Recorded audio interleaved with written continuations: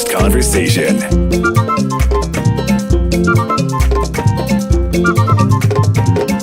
The bread of life is Jesus Christ.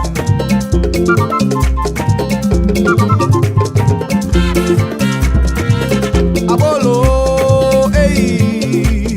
wala bolo Yesu. Inkabolo, wala bolo Yesu. Wachamele ye mana, yengale noni ameboyi. Abolo ni chengwe ni bane kuni wa ishi. Moni abolo le, eba ishi ke ya nano.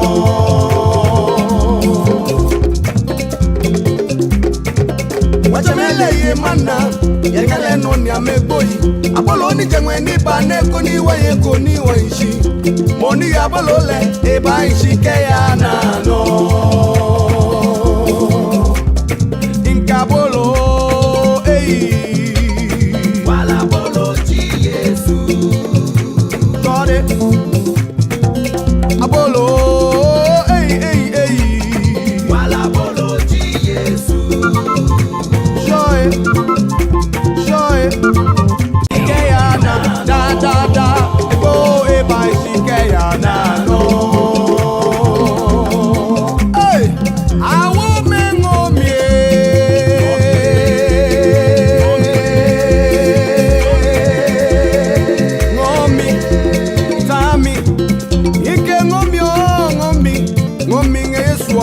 Ibe ngomi no eje ne mayare o. Ngomi ngeswami. Ibe ngomi no eje ne mayare o. Ike ngomi ngeswami. Ibe ngomi no eje ne mayare o. Ngomi ngeswami. Ibe ngomi no eje ne mayare o.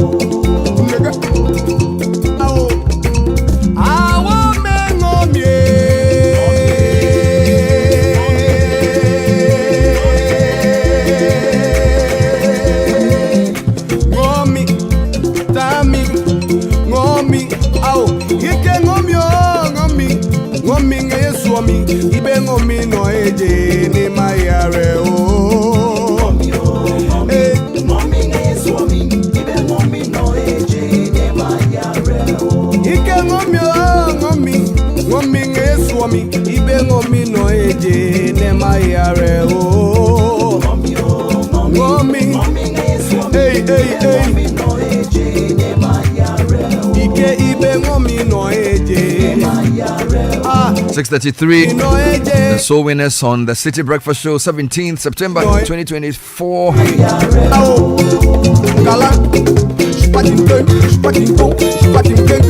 This is the Citi Breakfast Show. It's a Tuesday morning.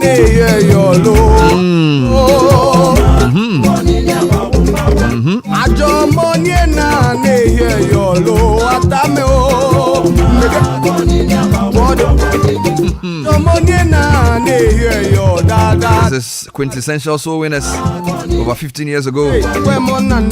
This particular one led by Joe Metal. I love this part.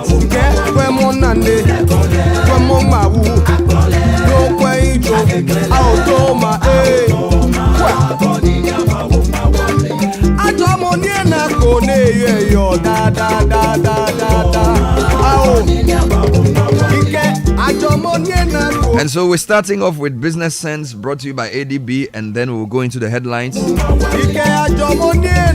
I'm still on how to improve every day. Yesterday I said, don't be afraid to admit you were wrong. Knowing you were wrong is the first step towards learning. And then I said, you will never change your life until you change something you do every day. Because life's changes don't happen in a day, but they happen one day at a time.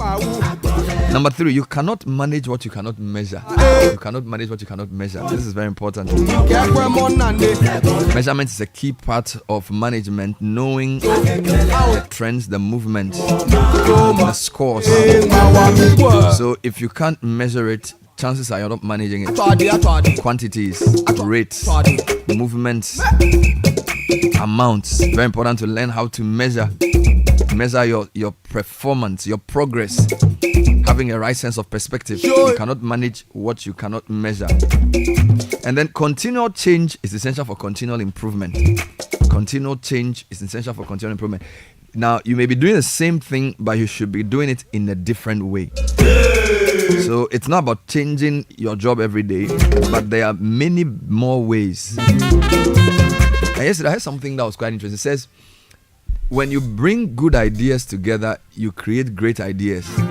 Right? So maybe your boss suggests something to you, and then he gives it to the team, and then the team thinks about it. And by the time 3 or 4 people bring various ideas together, that good idea becomes a great idea. So it takes many good ideas to create a great idea. Right? So you can change the way you think about what you do. Is there a better way to do this? That's the question you keep asking yourself. Is there a better way to do this? Or just because this is working, you keep it like that? Well, a day may come and it may not work. So always think around what you do. 2 thoughts for your morning, brought to you by ADB. We're giving you a variety of personal loans, including top up. It means you started the loan, you couldn't finish the project, you need a top up. We'll sort you out. Call us 0302-210-210. Let's talk. ADB, the People's Bank. ADB, truly agri and more. All right, so we're going to go into the newspaper review this morning, and we're going to do that in an interesting way. We're going to go through the online headlines, and then we're going to do the main newspapers as well. And it's sponsored by Total Energies. We have an amazing premium fuel with 3-in-1 power. We're talking of an additive enriched fuel with powerful 3-in-1 action. Cleans your engine, extends its life, and lowers your fuel consumption. Excellium's new formula lowers your vehicle's fuel consumption and reduces its CO2 emissions.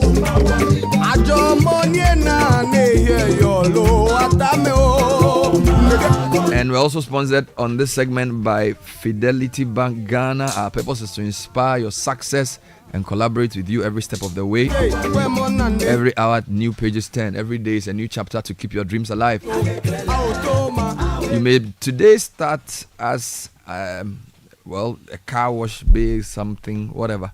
But tomorrow you can change your life through the power of an idea supported by the right finance. And whatever it is that you do to add value to this world, remember, your efforts are conspiring to make your plans happen. At Fidelity Bank Ghana, our purpose is to inspire your success and collaborate with you every step of the way. All right, so yesterday, before I went to bed, a young lady sent me this voice note, and I thought it would be nice to start the show with it. Hello, Bernard Alvin. This is Mamiaba, and I've heard about the Galamsey going on. So I wrote a little poem about water. Here it goes. From mountains to valleys it flows. From coast to coast it spreads. Drop by drop it falls as rain. Scrub by scrub cleans our body. Sip by sip it quenches our thirst. So refreshing. Yet mining by mining we destroy our water. Refuse by refuse we pollute our water. Chemicals by chemicals we intoxicate poor water. Then sick by sick we suffer. And to get healthy and healthier, we need to drink more water. So help me keep water clean, because water is life. Thank you. I like it. What I'm going to do is, if you know, when you're watching the TV with your teenager or your 9-year-old or 10-year-old, explain the Galamsey problem to them. And if they ask you why things are not changing, tell them that we all have a role to play. And if they ask what they can do, tell them, okay, record a poem. Send Bernard something about Galamsey. Because when they see the distraction on TV, they ask, why are they doing this? They want money. Is money the only thing? Well, maybe they've rated money above health, above water, which is wealth. And you know, people say, very soon we import water. Think about it. Who's going to export water to you to flush your toilet? Who's going to export water to you to cook your banku? You know, we even say without thinking about it, water is not this thing. Water is not chocolate. Yeah. When even rice, COVID, they say don't export rice to you because you think somebody who carries water from... which country is going to export the water to you? True. You know, so it's not about we import water and things. The truth is that evil people, greedy people, incompetent people are allowing people to destroy our future. Yeah. And we cannot sit aloof. So as we've done the past week, labor unions, civil society groups have sent voices. Children, add your voice. Send me a nice poem. You know, the Small Scale Miners Association, he was saying on Big Issue that his daughter was asking him, Daddy, what are you doing? They say you are polluting the water. And he was trying to explain to him that they don't do Galamsey. And I say, the kids are really watching. No, seriously. So I want the young people to join the campaign. I love that. Send me a voice note on what your concerns are, because the River Densu is very close to us. Yeah. That's where the Wager Water Works is. Correct. The turbidity is so serious that we may not be able to get good water to drink. These days, I don't even dare to drink tap water. No, my tap is not flowing this morning. Well, for those who tap even flows, meanwhile, they don't even want to drink it. Meanwhile, in other countries, they No, are not. I traveled last 2 weeks. I drank tap water. In other countries, they drink Yes, from I the drank tap tap water, directly. yes. No, so I bought some flowers. I've been told to harvest rainwater to water it because the pipe water is not good enough to even water the plants. See, in How other much more jurisdictions- bathing? In other jurisdictions, Yeah. you drink from the tap. Yeah. You drink from the tap, and there are no issues. Yeah. So what we are saying, and I want to start the morning on a very clear note. Is what we are saying to the government is that we've come to a point where surface mining near water bodies in forest is untenable. Yeah. So before we have any conversation, ban Ban it. it. Announce a moratorium. Okay, you say it's illegal already, no problem. It's illegal, it's happening. So announce that from today, Yes. nobody should mine near any water body Finish. Quick. until further notice. Now, when you announce that, then we'll have a conversation. Don't come and tell us to have a meeting to talk about. No, Draconian, we don't want misguided anything. No. We don't want that, because the truth is that Yes. the water we drink is under threat because some people are looking for money. And trust me, no amount of money you get from selling gold will be enough to pay for the water. Graphic front page. Yeah. What are they saying? They say 500,000 herbalists unlicensed. Regulatory Council begins clamp down. And you know what that is causing? Kidney problems. Yeah. People are drinking things All into their kinds of body concoctions. that their kidney cannot process. A lot of what you fall sick from is based on what you ingest. Ingest. Yeah. So if somebody is putting cyanide, mercury, and chemicals in water we drink, And food. and we are looking on and say, man, more eat, we are destroying our future. And then high voter turnout expected in 2024 elections. This is a study revealing revive Akosombo textiles to create jobs. Akwemumang Hene appeals to government. On the back page, Kaswa South records highest power outages in 2024. Oh, Kaswa. South Kaswa. Wow! Telling you. And fighting Galamsey, Ahmadiyya Muslim mission calls for true leadership. Yeah. The Chronicle also has a mining story here. Miners youth clash over concession at Wamase. Car equipment vandalized amid shootings. Hey. Saglemi, 2 bidders shortlisted for the multi-million project. And Akrokeri small scale miners defend Queen Mother and Jase Hini. I take you to Daily Guide. Mahama has no message. This is Baumea. Saglemi Housing, 2 bidders shortlisted for project. NDC demo, don't misbehave. Police warn protesters. Minister calls for unity to protect children's rights. Dakoa Newman is here. IEA presidential debates. September 18th. That's when it's happening. The Anchor newspaper also is talking about illegal mining. NAPO proposes National Anti-Galamsey Pact, invites NDC, other political parties to sign. Margins ID Group receives cyber security accreditation. Obey public order act to avoid trouble. Police the NDC protesters. And report on woman abandoned in bush finally ready. But Daily Post this morning. Mahama praises the many MPP persons who have decided to vote for him. He says they are putting national interest above that of party. Enough is enough. Massive demo to rock thieving. Okay. EC today, that's what they say. Ghanaians living in the diaspora report EC to the European Union. Why should you resist calls for forensic audit? Alan quizzes EC. Finally, from me, the BNFT. 4 CSOs demand end to illegal mining. That's on page 3. And there's a very disturbing picture of a water body that looks brown, almost looks like soup. Export, in terms of export, US peanut butter soup or something. Yes. USAID re-echoes key challenges in impeding food export, as 66% of fresh fruit gets rejected annually. Can you imagine? Wow. On agriculture, World Bank extols resilience of drought-stricken farmers. Economy Times, unemployment rate to persist at 4% for the next 3 years. This is Fitch. And transactions on gifts instant pay up. Commodity prices to plummet except oil. This is BOG reporting. All right. Oh, final one. ABC News. Free SHS will collapse if NDC wins 2024 elections. This is Professor Isaac Boeti. NDC's reckless borrowing partly to blame for Ghana's current debt situation. Dr. Frank Bano and Mahama left a tattered economy, not a robust one. Dr. George Domfe. Let's go online. A number of Galamsey stories. Channel 1 News says Galamsey is hampering our farming activities. Achim Esum youth. Also, they say we revolted to protect our community from destruction. Still on Galamsey, no mining on Jema lands. Residents stand firm against Galamsey. So we're seeing positive comments on Galamsey from some communities. Meanwhile, Galamsey destroys River Tano, River Boyne, and cocoa farms in Asem Krum. All of these on Channel 1 News, who had a 6-hour anti-Galamsey marathon on television. Still on other important issues, declares state of emergency over Galamsey crisis now. Guta insists. And then Mahama accuses government of mismanaging $85 million for sports facilities rehabilitation. Meanwhile, CFI and IDEC to NDC ensure nationwide protest against EC is peaceful. In fact, this is citinewsroom.com. Mahama pledges to cap Ghana's borrowing, enhance debt transparency. In other stories, we are collaborating with US to extradite former Maslok boss, according to the deputy AG.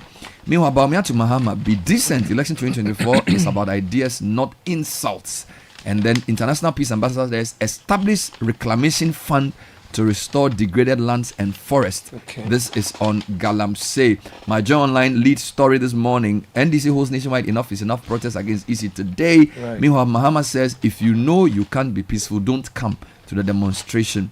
And then this is an interesting one on Galamsey. Eastern Regional Minister says, we're overwhelmed by 400 illegal miners during the operation. And then current effort doesn't match the scale of crisis. Kenneth Asigbe also speaking on Galamsey. Graphic Online, banking sector fraud cases rise. BOG directs further action. And then this Galamsey politics, will it affect the December polls? An analysis that came in on their yesterday front page. The police have also released guidelines for NDC street protest on voters register today. Let's get into the details, gentlemen. Then I start from the back page. A number of Galamsey stories, I put them together. Fighting Galamsey, Ahmadiyya Muslim Mission calls for true leadership. The head and missionary in charge of Ahmadiyya Muslim Mission Ghana, Al-Haji Malvi Noor Muhammad bin Salih, has called on political leaders to stop deceiving Ghanaians and demonstrate the true leadership needed to tackle the devastating impact of illegal mining. He said, given the alarming rate at which Galamsey was polluting water bodies and destroying farmlands with harmful chemicals, politicians must put the larger interest of the people ahead of their parochial interest. There's a quote here: we only get lip service in the form of promises to do something about Galamsey, but we turn around to find the opposite, that it is those lip service that we are deceived with and the very lip services that encourage Galamsey. We need the state of emergency to be able to go back to the drawing board and to see to it that we save our water bodies, and see to it that we Ghanaians live dignified lives, and see to it that our children are not born with deformities and our parents and relatives in the village do not necessarily die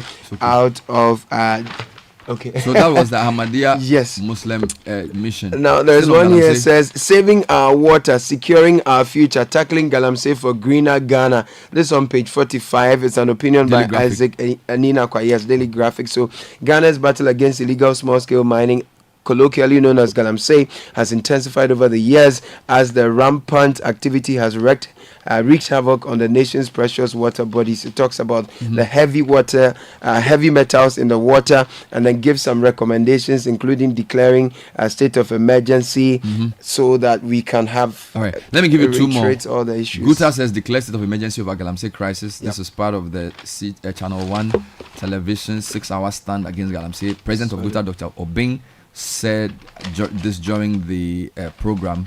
He basically stressed that government must define clear criteria for legal and illegal mining. Then two more on Galamsey. Galamsey destroys River Tano, River Boyne, and cocoa farms in Assem Krom. Illegal mining activities known as Galamsey in the Assem Krom area of Western North region wreaked havoc on local cocoa farms and severely polluted the Tano and the Boyne rivers. Now, in another story, no mining on Jema lands. Residents stand firm against Galamsey. The farming community of Jema, located in Ghana's western region, emerged as a symbol of resistance against legal mining.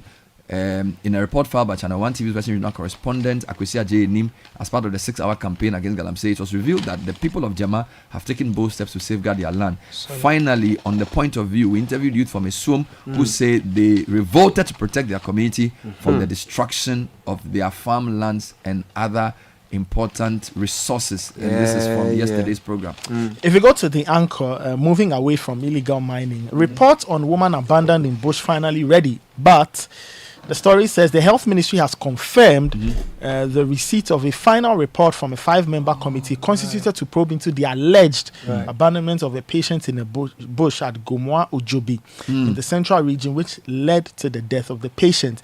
It follows the submission of the report by the Ghana Health Service-led committee comprising the Deputy Director General of the service, a consultant orthopedic, a surgeon from the Ridge Hospital, reps from the Ministry of Health and Social Welfare Department, and a senior nurse manager. But the challenge is that the ministry says it is studying the report, and sometime next week it will come out to update the public on its findings. Right, taking you to Kaswa South, which recorded the highest power outage in 2024. Justice Agbeno, she says that the Kaswa South district of the ECG experienced 209 power outages this year.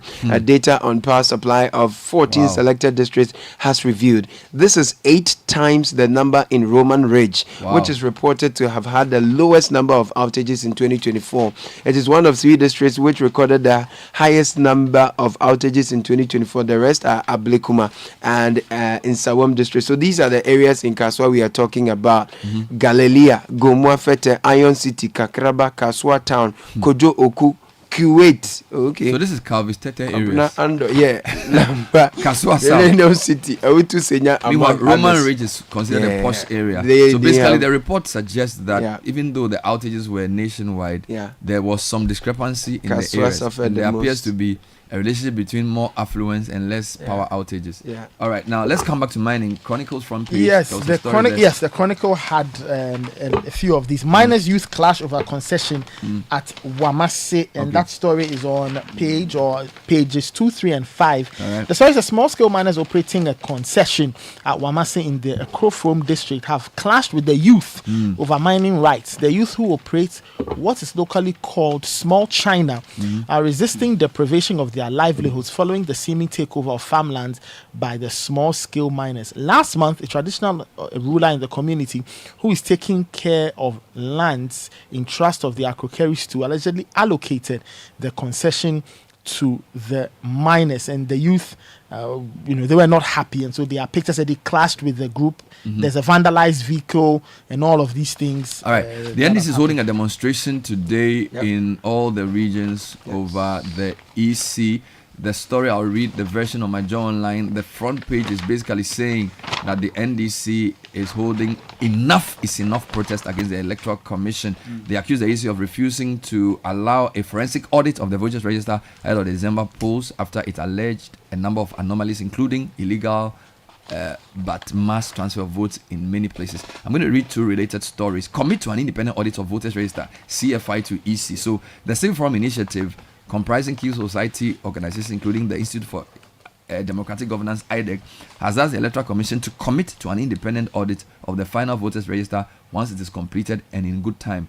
This follows the NDC's concerns over the discrepancy. The same group, however, is urging the NDC to have a peaceful, lawful protest. Again, the statement was signed by Angela Jomena Boaji and Dr. Emmanuel Akwete.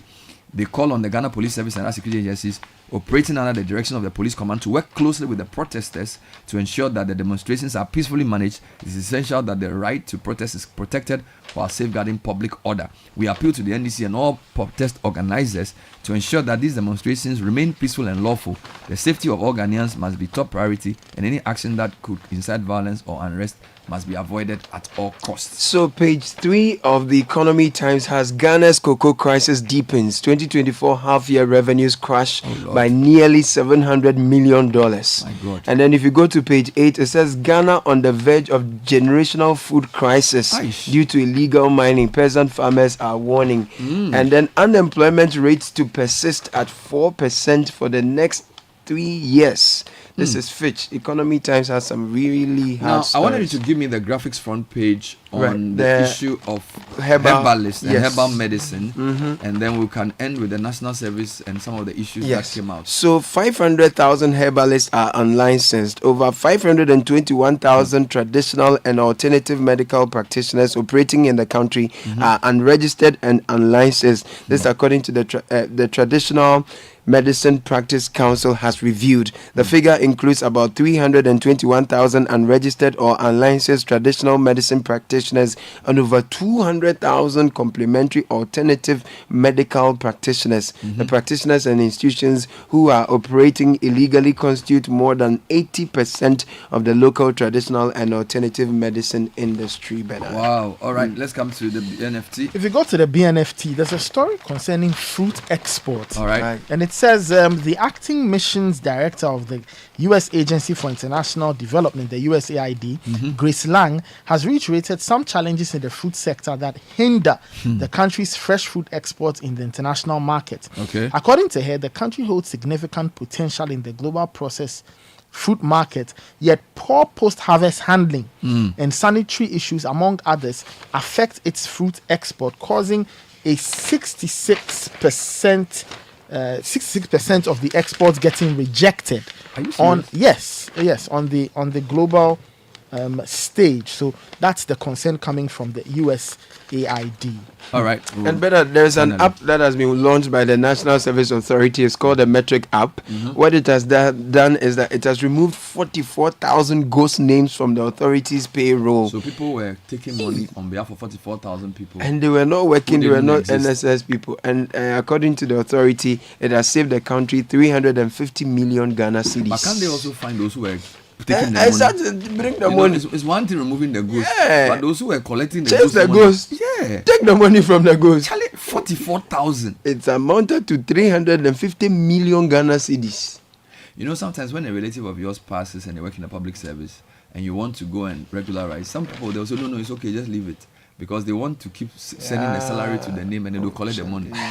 Charlie, nation records abound though. Too many. Too many. It's terrible. Thank you, Nathan. Thank you, Caleb. The City Business News is next. Stay with us.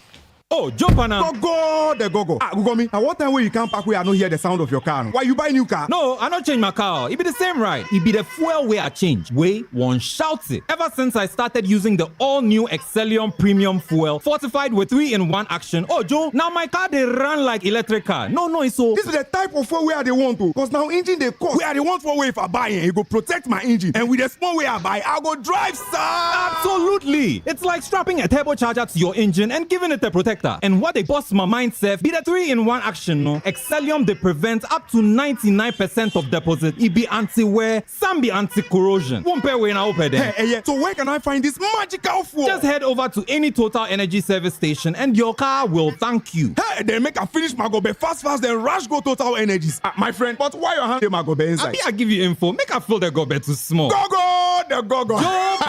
Excellium is designed to protect your car engine, decrease fuel consumption, and lower CO2 emissions. Don't say fuel, say Excellium. Choose Excellium, choose quality. Charlie, today the matter will catch me. I received urgent order from my online store. Customer wants 10 pieces sharp. Hey, mama wahala be delivery. Stress so me too. I no get order in weeks. So then I make slow. Charlie, I decide to deliver this thing myself. Quiet. I was willing to trust my small tired car like that. But boy, I no even leave my area where the whole place full of snow. Engine kaput, pasca. Ask the boys they help me push the car off the road. Where I look up and raise my head. Where I see for Fidelity Bank billboard top. This too just be chapter. Ebefampa. Then Norma Vim come. Listen, I dog the sadness and find Okada fast. I deliver all the goods, collected my money, and even got referrals from this customer.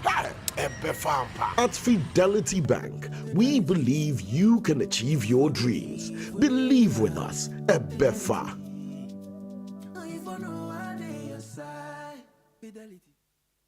This is the Citi Breakfast Show, the city's biggest conversation. Citi Business News with Nashika Caesar, brought to you by MTN, Goil and Access Bank. Hello, Na. Good morning, Bernard. Hello and welcome to the breakfast edition of the Citi Business News, proudly brought to you by MTN, Goil and Access Bank. My name is Nashika Caesar. Coming up, Bank of Ghana to stay true to its position of a zero financing of government expenditure. Also coming up, Central Bank concerned about the growing number of bank staff involved in fraud as banks lose 63 million Ghana cedis in 2023 alone. And later, over 1,000 job losses feared as stakeholders worry of a looming European Union ban on Ghana's vegetable export due to Galamsey.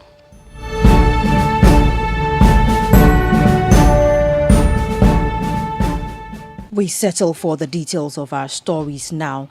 The Bank of Ghana has reiterated its firm commitment to a zero financing stance regarding the 2024 national budget, reinforcing its position of not funding government expenditure directly.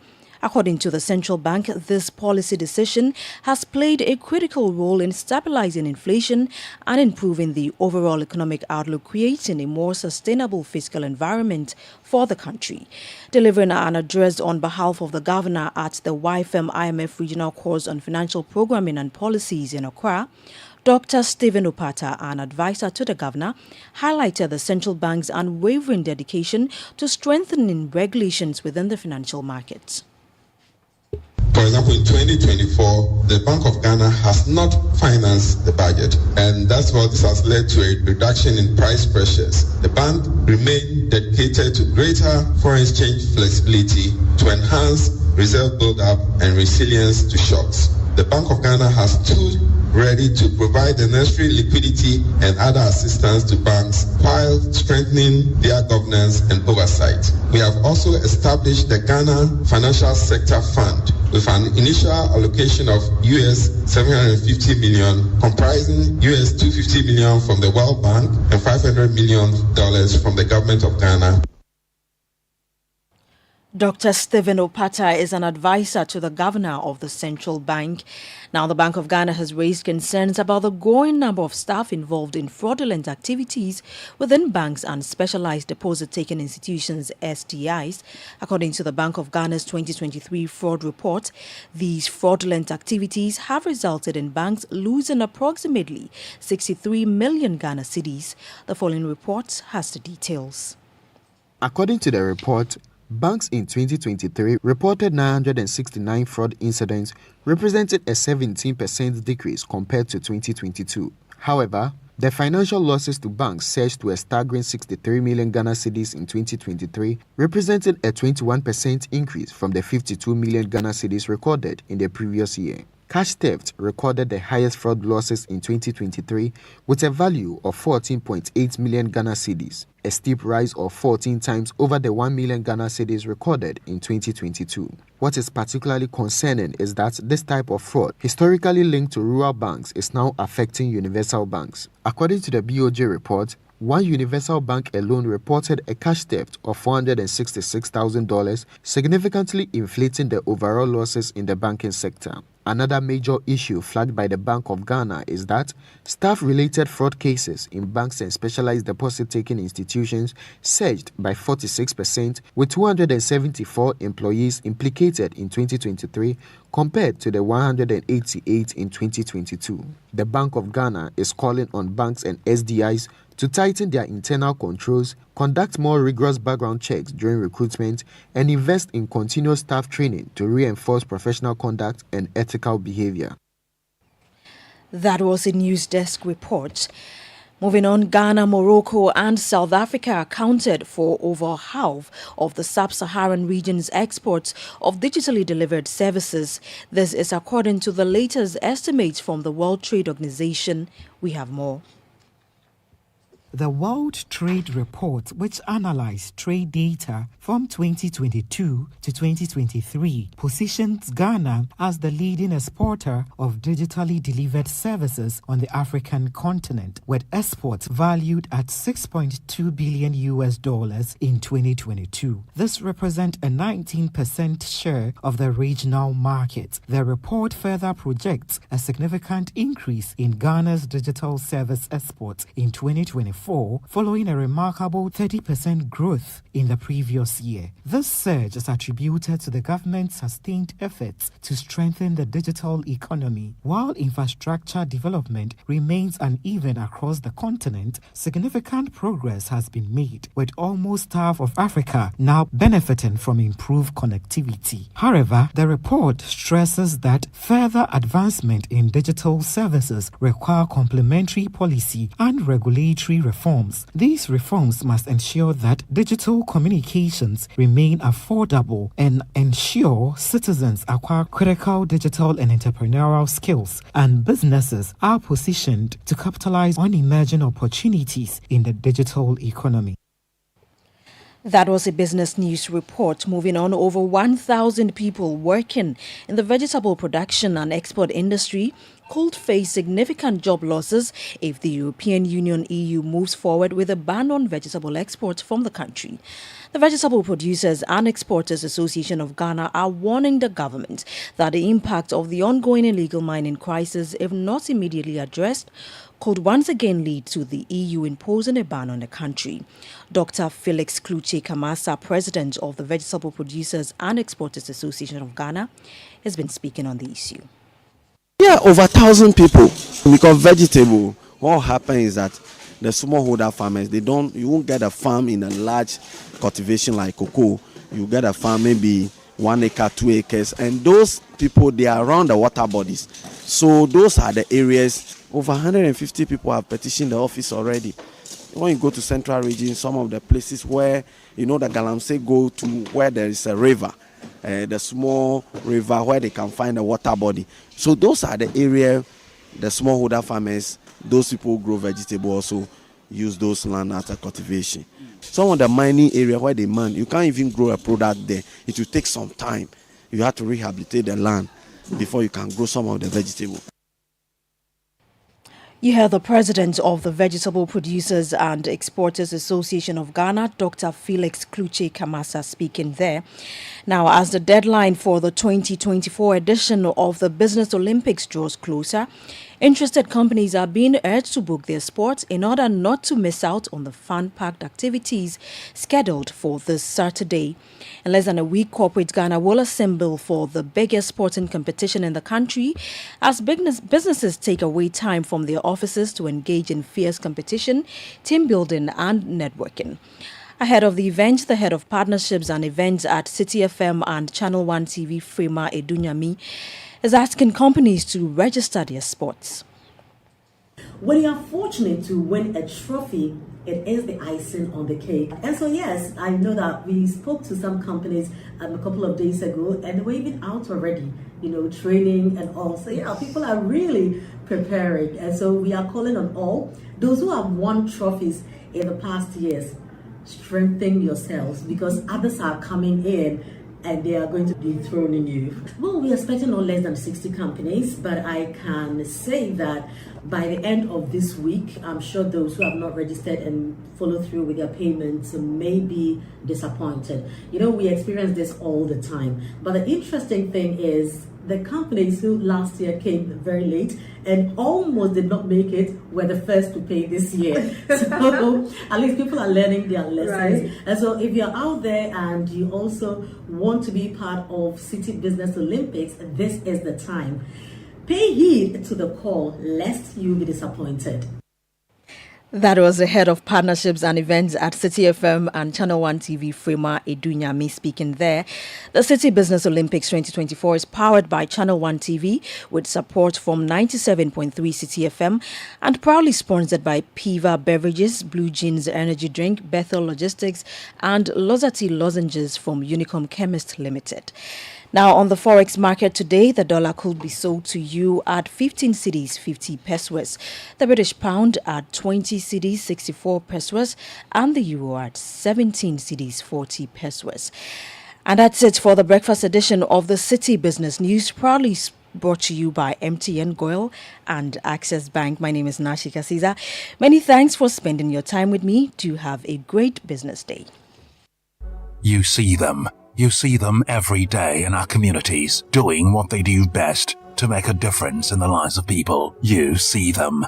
You see them bring positive transformation to the lives of people in the areas of education, health, and economic empowerment. While many will see them and turn their faces away, you see them. You see their efforts, and you know they're heroes who deserve to be celebrated. MTN Heroes of Change is setting out to unearth and to celebrate a new set of heroes. You can throw the light on the heroes you see in your community by nominating them to win 100,000 Ghana cedis and other prizes to help them expand their work. Just fill an online nomination form at mtn.com.gh or send a WhatsApp with a 1-minute video of your nominee's project on 055 141 1122. Deadline for nominations is 18th October 2024, so don't waste time. Nominate your hero now. MTN Heroes of Change. Be the change you wish to see.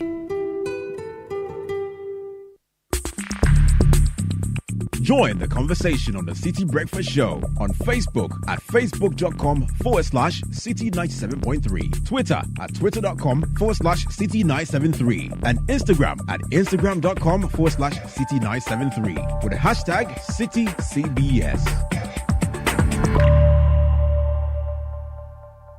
We understand the excitement and preparations that comes when your child gains admission into senior high school. But we at the Agricultural Development Bank, ADB PLC, also understand the financial burden this comes with. The chop box, trunk, school mattress, you name it. That's why we have partnered with Prospectus Ghana Limited to offer financial support for parents by introducing the ADB Quick Purchase. With a smart loan of up to 20,000 Ghana cedis, you can pick up all the items on your child's prospectus for school. ADB PLC offers you a repayment plan of 12 months to relieve you of all that heavy financial burden. Every ADB customer who receives their salaries through the bank, military and police personnel, and all other workers on the Controller and Accountant General's payroll qualify for this facility. Walk into any ADB branch nationwide or any Prospectus Ghana Limited office near you to apply for the ADB Quick Purchase.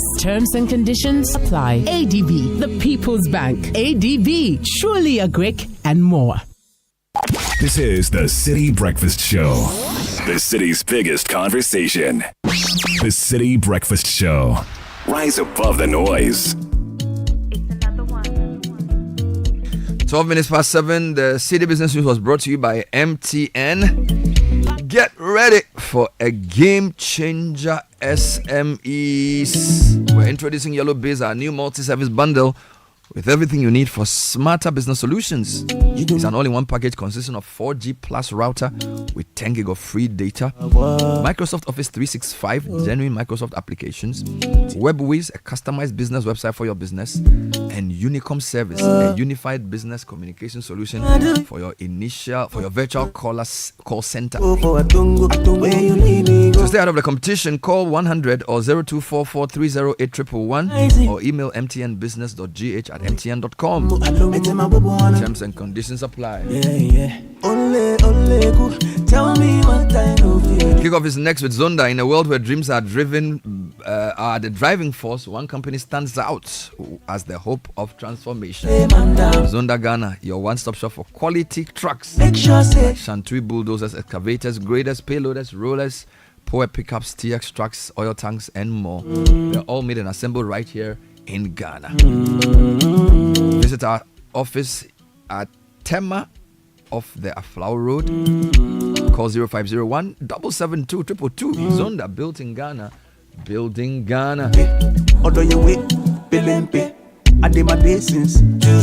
And of course, money is difficult to come by. So when you're buying something, buy a tried and tested brand. We're talking about Polytank. For over 30 years, we've produced quality tanks. The first, the best, and certainly the original tank for water storage. Choose Polytank, Papano. By the way, Polytank does not request for Momo payment online, so don't be duped. Kickoff is next. Gabi Ofe is here with the details. But just quick one. Polytank used to have this advert. It's water tank. Yes. It was the first. It's now become normal. Yeah. In those days, water didn't. If you had a Polytank, you were a big person. Yeah. But now it's has it's all over the place.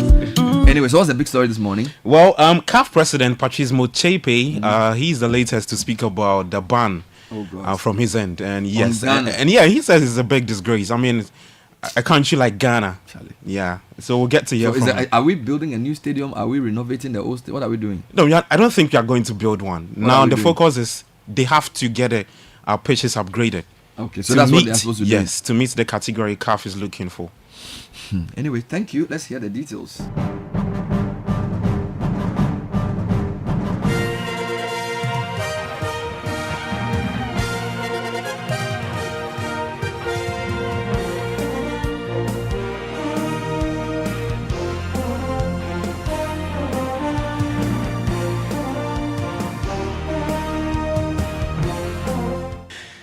Hi everyone, welcome to Kickoff with me, Gabi Ofe. Coming up in the next 10 minutes. From a country to go and play outside. You can't build football in any country in Africa if the national team or the football clubs do not play in front of their nations.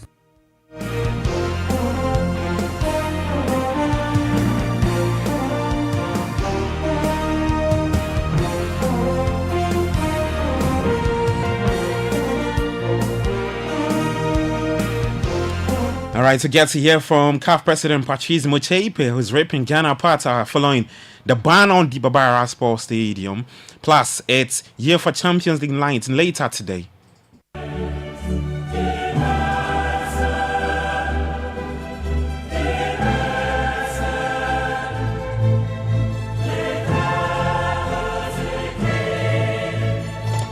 And the new league UEFA Champions League is back for its 2024-25 season for the first time in its history. 36 teams will participate in Europe's Premier League club competition in a league phase format.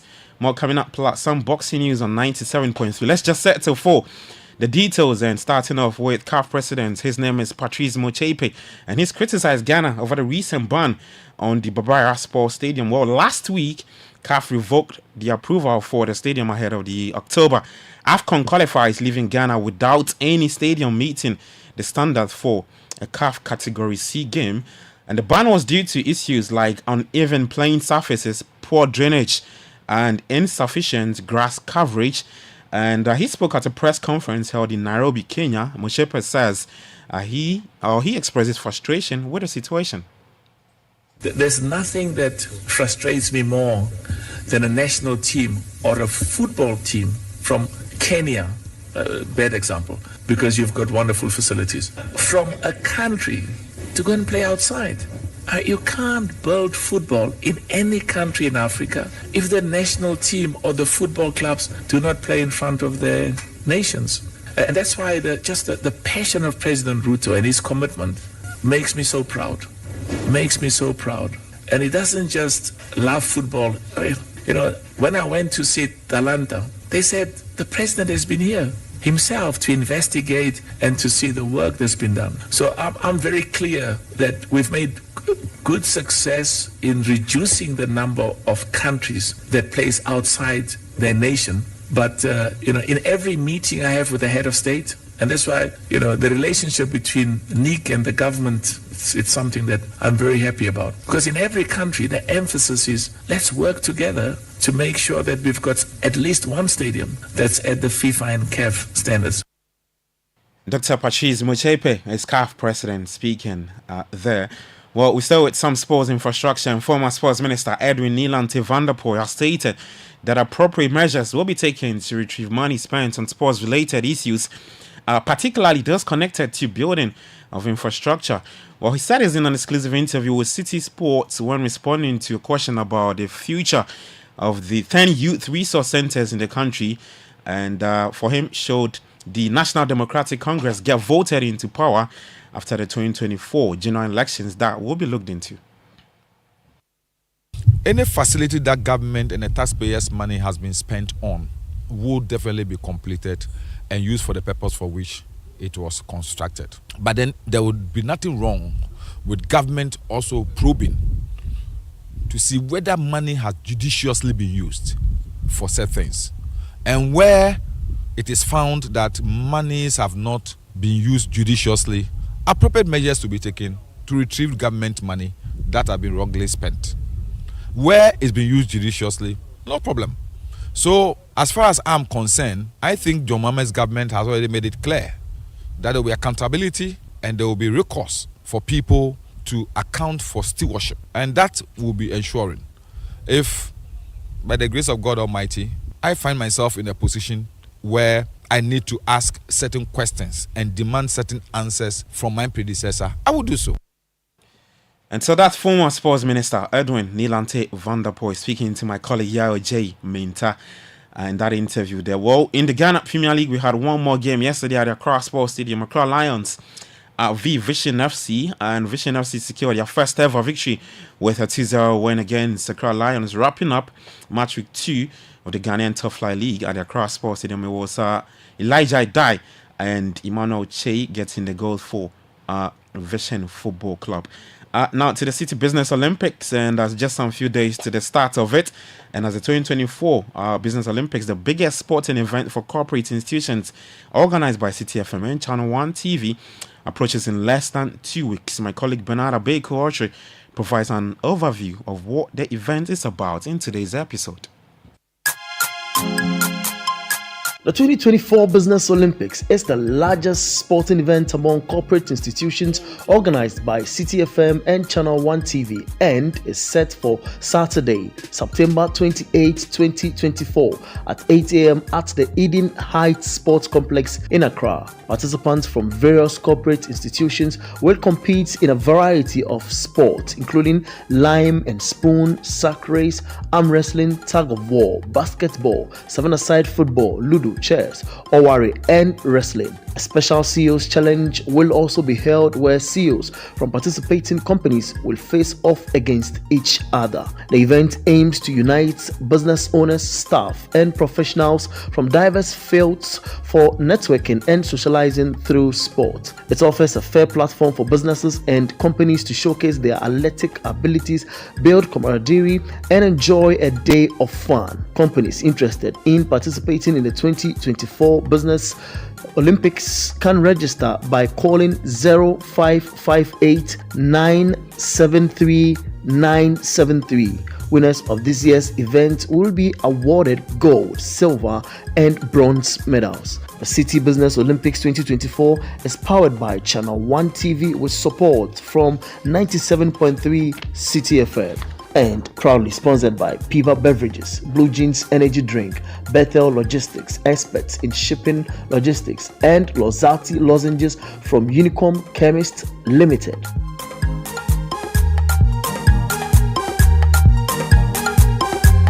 All right, and so the place to be on Saturday, September 28th is the Eden Heights Sports Complex. It's starting off at 8 a.m. So if you're not registered, just do so and come and let's have fun.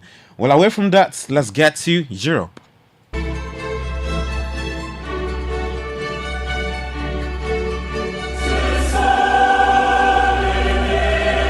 And a new era in the European club football begins later today when the first games are played in the expanded Champions League. Now the result is a league phase featuring 36 clubs, 4 more teams than in the past, with everyone playing 8 matches against 8 different opponents, 2 more games than previously. So later today on the pitch, at 4:45 p.m. Juventus will take on PSV. Young Boys up against Aston Villa. We hear from Aston Villa boss Unai Emery. How the difficulties is this way, because to play again in Champions League more or less is through Premier League, and in Premier League they are more or less 7, 8 teams being favorite or contender to get the position on the table to get it. But we have to try to enjoy each match, each moment. And now we are starting this competition. We are, of course, very motivated. We can use our own experiences as the coaches, because we played in Europe in 3 competitions, in Conference League, in Europa League, and in Champions League. And so that's Aston Villa boss Unai Emery speaking ahead of today's game against Young Boys. Well, AC Milan will take on Liverpool. That's 7 p.m. That's the big game for tonight. We hear from Liverpool's Alisson Becker. I think for the supporters it's amazing. More games, more bigger games, big teams playing against each other. For us players as well is a good thing that you are going to play against the best in Europe, and it's always a good idea to add some games to the calendar that is not busy. I'm being ironic a little bit. Again, we are here to do our job. Sometimes nobody asks the players what they think about adding more games, so maybe our opinion doesn't matter. And so that's Liverpool's Alisson Becker speaking on the new Champions League format. Well, Bayern Munich will take on Dinamo Zagreb. Madrid is up against Stuttgart. Sporting CP will play Lille at 7 p.m. And so the 2024-25 Champions League season, the final, of course, will take place in Munich at the Allianz Arena on May 31, 2025. In the Carabao Cup later tonight, United are in action against Barnsley. Manchester United, of course, at 7 p.m. Everton will play Southampton at 6:45. QPR is up against Crystal Palace. And for Brentford's Johan Wissa will be out for a couple of months after sustaining an ankle injury against Manchester City, and that's according to boss Thomas Frank. Wrap up with boxing, and Anthony Joshua and Daniel Dubois are faced off on the banks of River Thames, going head-to-head for the first time in the week ahead of the IBF heavyweight world title fight. It will take place on Saturday at Wembley. We hear from Anthony Joshua on Saturday's big bout. I'm ready to fight. I'm tense, and that's all there is to it. I'm feeling better than ever. I always feel good. I'm always strong physically, but I'm strong mentally now as well. I feel like I'm ready. I'm really ready, man. Really prepped well, not just physically, but mentally. What does this fight mean to you? The best performance of my life. That's it. Can you take inspiration from the last time you're at Wembley? A fantastic night? Yeah, definitely. Everything. I'm going to feed off of that. Like, there's no mistake as to why I've been at Wembley X amount of times and what that does for me. There's no mistake in that. So I'm going to definitely use that to my advantage. All right, so that's Anthony Joshua speaking ahead of his bout against Anthony Dubois. It's an all-British bout this weekend at the Wembley Stadium. That's your sports this morning. For more, you can head to citysportsonline.com and on X at City Sports GH. Kickoff was proudly brought to you by Shell, Lesheho, Zonda GH, and Polytank Ghana. My name is Gabby Ofer. We're back later at 5 p.m. with Sports Flash. Enjoy the rest of the day. Do take care of yourself, and bye-bye. Guys, Charlie, you know that mining contract I've been chasing for years now? I just got awarded the deal. But the issue is where to get the right and quality heavy-duty trucks to execute this job here in Ghana. Relax, my guy. Remember my recent construction deal at Pokwase? Zonda sorted me out. Zonda? What? Who is that? Zonda Tech Ghana Limited is your one-stop shop for machinery, heavy and light-duty trucks, and pickups. They have the Shantui bulldozers, graders, payloaders, rollers, poor pickups, 4-land light trucks, TX trucks, and oil tanks, made and assembled right here in Ghana with top-notch after-sale service and standard prices. Made in Ghana. This is amazing. You haven't seen my Zonda Power pickup, which I take to the office? Strong, durable, and tough on our roads. Hey, that's from Zonda too? Absolutely. Zonda is the right place for you, my guy. Oh, now I am sorted with Zonda. Zonda Tech Ghana Limited, your solution for heavy and light-duty trucks, located at Tema, off their Flower Road. Call 0501-772-222 or 0501-773-333. Zonda, built in Ghana, building Ghana. Hey, well, yo, I did tire for Abu Chef. See, everything I do, Abu won't do some. Last year, I bought a cattle farm in Yanton. I see he go buy a farm next to mine. I marry Fauzia. No, he marries Fauzia's sister. I buy my motorbike. I see, no, he go buy motorbike too. Hey, but you don't see, say, since you buy your bike, he has bought 4 motorbikes, which have all broken down. You know they maintain bikes at all. His problem is he put wrong lubricant for his bike inside. The correct motorbike oil, where if you put inside be Shell Advanced Lubricant. Shell Advanced Lubricant be the only motorbike oil where they make them for motorbike to protect engine, clutch, and brake. Wait, no. Wait me, I no go tell him. Shell. Hey, well, wait, where you go? If you don't go tell Abu, me I go tell him say make you use Shell Advanced Lubricant for him bike. Hey, visit any Shell station or distributor today to get your Shell Advanced Lubricant for your motorbike. Shell Advance, complete protection for your bike.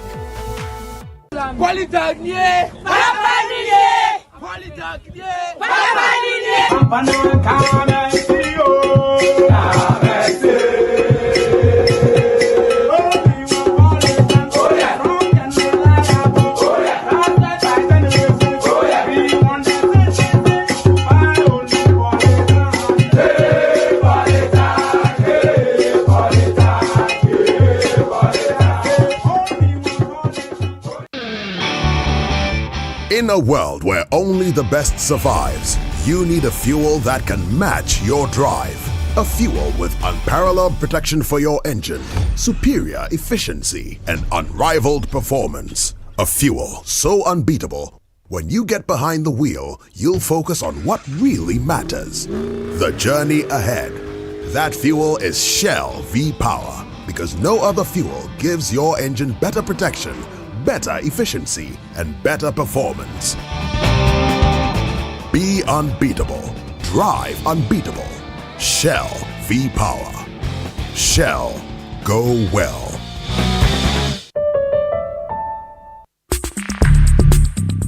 Join the conversation on the Citi Breakfast Show on Facebook at facebook.com/Citi97.3, Twitter at twitter.com/Citi973, and Instagram at instagram.com/Citi973 with the hashtag CitiCBS.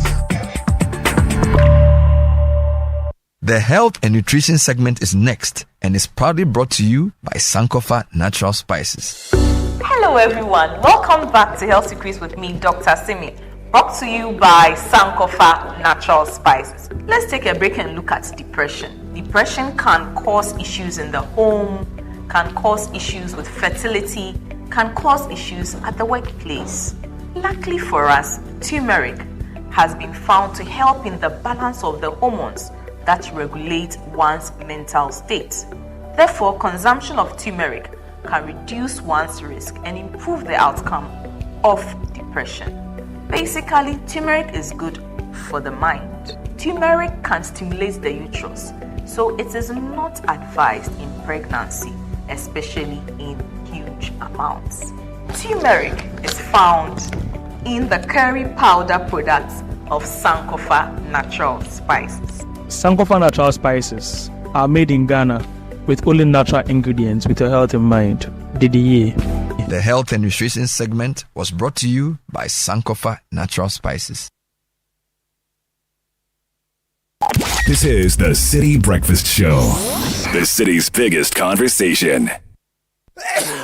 Why do you allow cough, cold, and flu to ruin your happiness? You need Samalin cough syrup.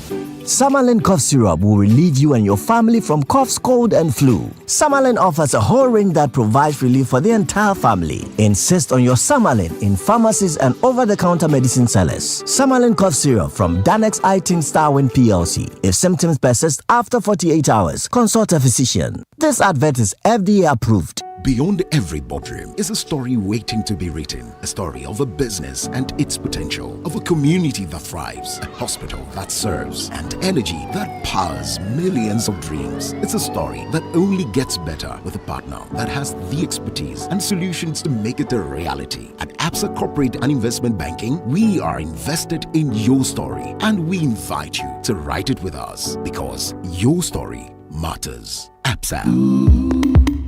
Authorized FSP and registered credit provider. We started with a vision of a future where innovation is at the forefront of business operations in Ghana. We saw a world where technology is no longer just a tool, but a seamless extension of our lives, making business processes easier, faster, and more efficient. 10 years later, over 3,000 successfully implemented solutions to customers across Ghana and Africa. Tennessee has solidified her spot as the leading IT solution company in Africa. It is indeed beyond our dreams. We celebrate 10 years of tenacity, mastery, and leadership. Happy 10th anniversary to Tennessee Professional Services. Channel 1 TV is live on DSTV, GoTV, and HD+. On DSTV, find us on Channel 363. On GoTV, we're on Channel 117. And on HD+, get us on Channel 108. On a digital TV, run a new search. But take note that without an antenna, you cannot access Channel 1 TV. Channel 1 TV can be accessed on any free-to-air digital box, like the DSTV and HD+ boxes. Channel 1 TV, telling your story, empowering change.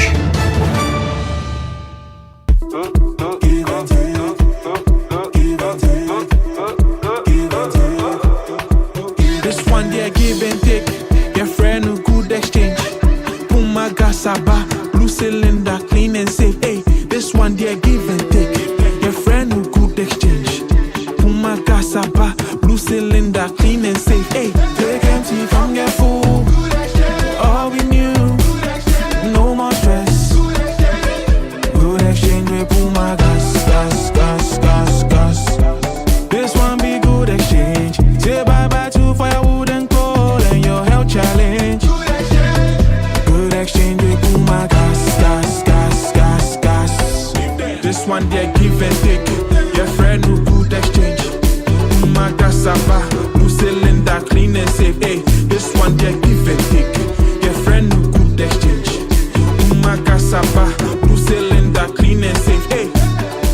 Ever dreamt of studying in Canada? Was your study visa application unsuccessful? Are you in a dilemma as to which course of study will get you that dream job in Canada? Well, the answers you seek are coming. Best Education Services proudly brings you the exclusive Study in Canada Fair. 17 Canadian public institutions with courses from bachelor's to master's degrees will be present to assist you choose the right program. There is more. Get visa counseling and scholarship information. So mark your calendars. Accra, October 14th and 15th, Accra City Hotel, Kumasi. 16th October at the Lancaster Hotel, Kumasi. This event is free, so register now by calling or WhatsApping 050-422-0272. That's 050-422-0272. Study in Canada Fair 2024. It's your ticket to success.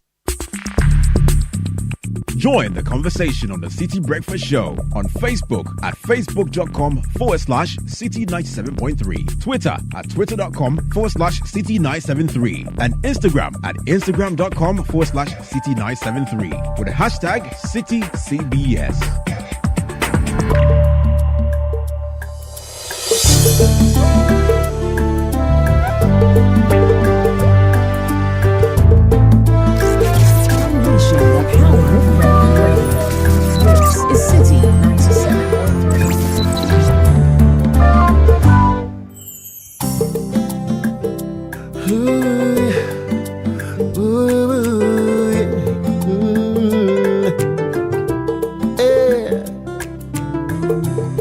Yenti wadon fonya to me kokoso. Menisu wa yirme. Oh, my fair wado. Hey, yeah. Yenti wadon kaisa. Wajane dafu wa baby. Dafu wa baby. Envia miansa nebe. Aina muso krumpo apome. Kaisa body no be firewood. Die. Anka bedi min China sape. Mama fani zenvia miansa. Na urawu abekumi yeah. Meto mani antobi animo. Mini wobi ajisawa. A day and a bro. Na maviwa.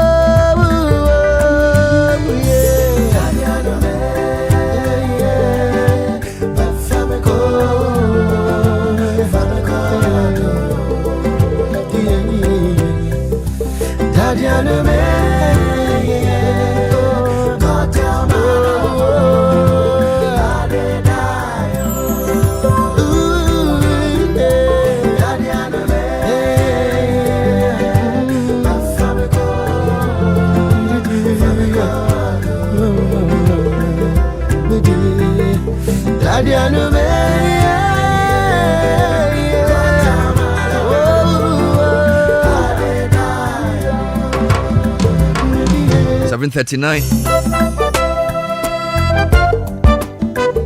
17th of September. Citi Breakfast Show is live. Happy birthday to Robert Edjon Agbomita. May God's grace sustain you in the many years ahead. You are a great friend and a cheerleader who's always assessing what I do and providing guidance. This is from Fred Duho, your friend at Citi FM Channel 1, Robert Edjon Agbomita, and to Nano Foriwa Kwapong and Rosetta Ajuat Trisque of the Audit and Assurance Department, Deloitte, from your country managing partner, Daniel Kojo Usu, and all staff. Happy birthday to Gifty Amalos, and may this great and memorable moment bring good tidings, success, peace, long life, protection, blessing, and above all, God's favor. From Samote Adano, photojournalist, graphic communications group. And a unique birthday to Nanaya Chenefo Sasu of Daylight International. Kwabenya, you turn 9 today. Grow to be a pillar of wisdom in the family and beyond. From Mr. and Mrs. Sasu and your siblings Sika and Ohima.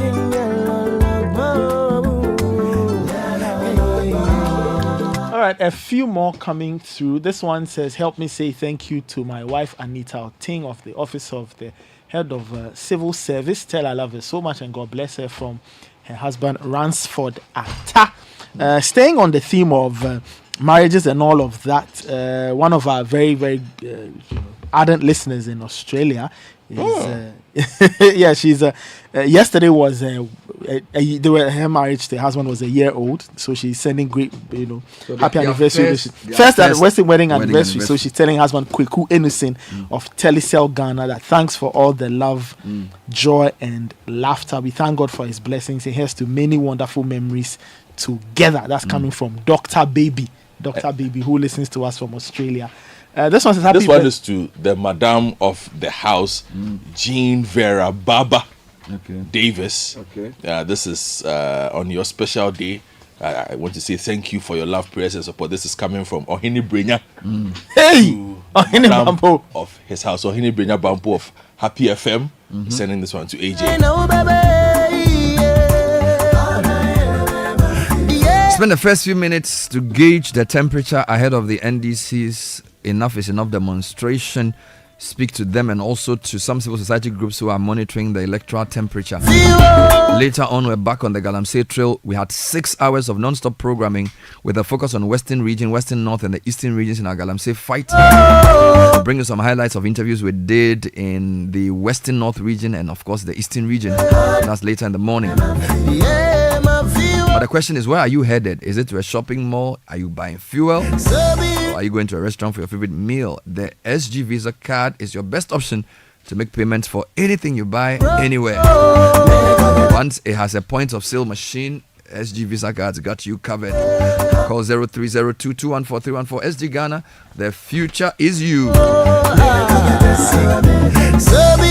And if you want a British degree at a fraction of the cost right here in Ghana, Lancaster University Ghana has a great facility with up to 50% scholarship for your degree. A vibrant student experience awaits you. Call us on 020-960-7008 or visit lancaster.edu.gh for more information. Lancaster University is the only British university campus in West Africa. Alright, so my boss got me a new a new phone. Yeah, and you know the funny thing about this phone, yes. When I went to his home to I do the interview, we needed to use an extra camera. Yeah. And Jude picked this phone up.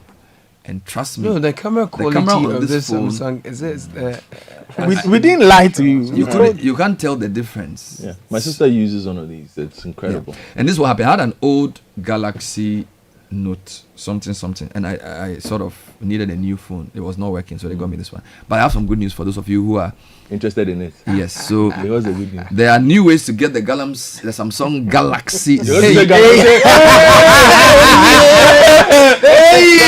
Galaxy. Yes.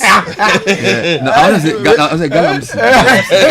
What fun is even Samsung understands that we need to stop Galamsey. Samsung understands. Don't worry. So there are new ways to get the Samsung Galaxy Z Fold 6 or the Galaxy Z Flip 6. Now, how do you do this? Trade in your old Galaxy Fold Flip S series or an iPhone and get up to 14,100 cedis off. There's also the buy now pay later option with 0% interest over 6 months, or you can spread the payment over 24 months with Stanbic Bank. Terms and conditions apply. So if you want, and it has everything, so we are not even talking about the features, right? Now I'm told that there are certain Godfrey, you know this, there are certain cameras like this, which are not being produced in numbers because of this phone. Because of what but it says Stanbic is doing something. Yes, so Stanbic is doing a trading and also a buy now pay later. I'm talking to pick up your phone. So buy now pay later means that you can get the phone and spread the payment over 2 years or 6 months with no interest. So you can call, or what? If I let me give you a WhatsApp number, 0550 324 794. Now let me say this: in the past, the phone was like a luxury. I know a lot of people who have studios who can say that one of them, the essential equipment is this thing. So it's a workstation. It's a whole. What's it? It's an office. It's an office. Yes. Yes. So it's an investment. It's not a luxury, or it's not at all. Yes. At all. So if you get this Galaxy Fold or Flip or any of the newfangled Samsungs, you're doing well for us. So let me give you the WhatsApp number again: 0550 324 794. 0550 324 794. Just WhatsApp and say, well, Bernard said some deal be the pie for some place. I've WhatsApped. I've received the message. It's very important. The thing works. So yeah.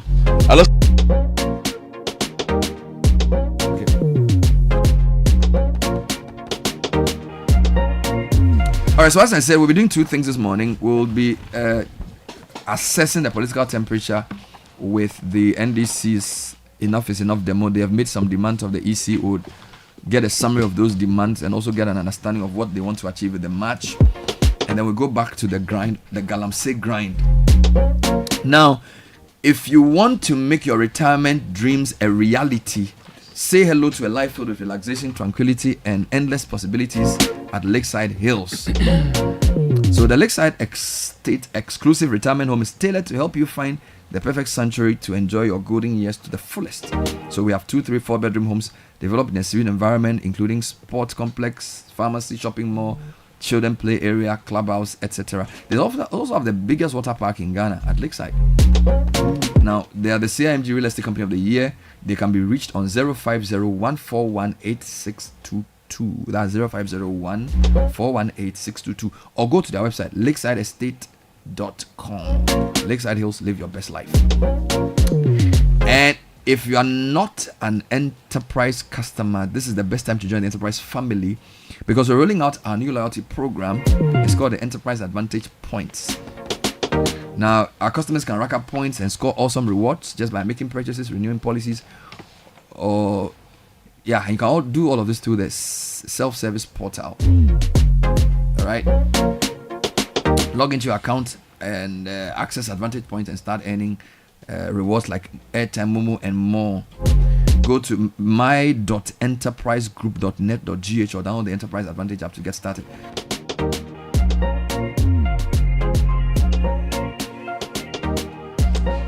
Now, when you insist on quality, every choice matters. That's why Bellpack tissue paper is the perfect companion for you. Gives you the softness and strength you need for every occasion, from toilet rolls, kitchen towels, pocket and facial tissues. Bellpack has you covered. Make that switch today and enjoy the ideal paper tissue with Bellpack. For bulk distribution, call 05511444400. Bellpack tissue is another quality product from Bell Aqua.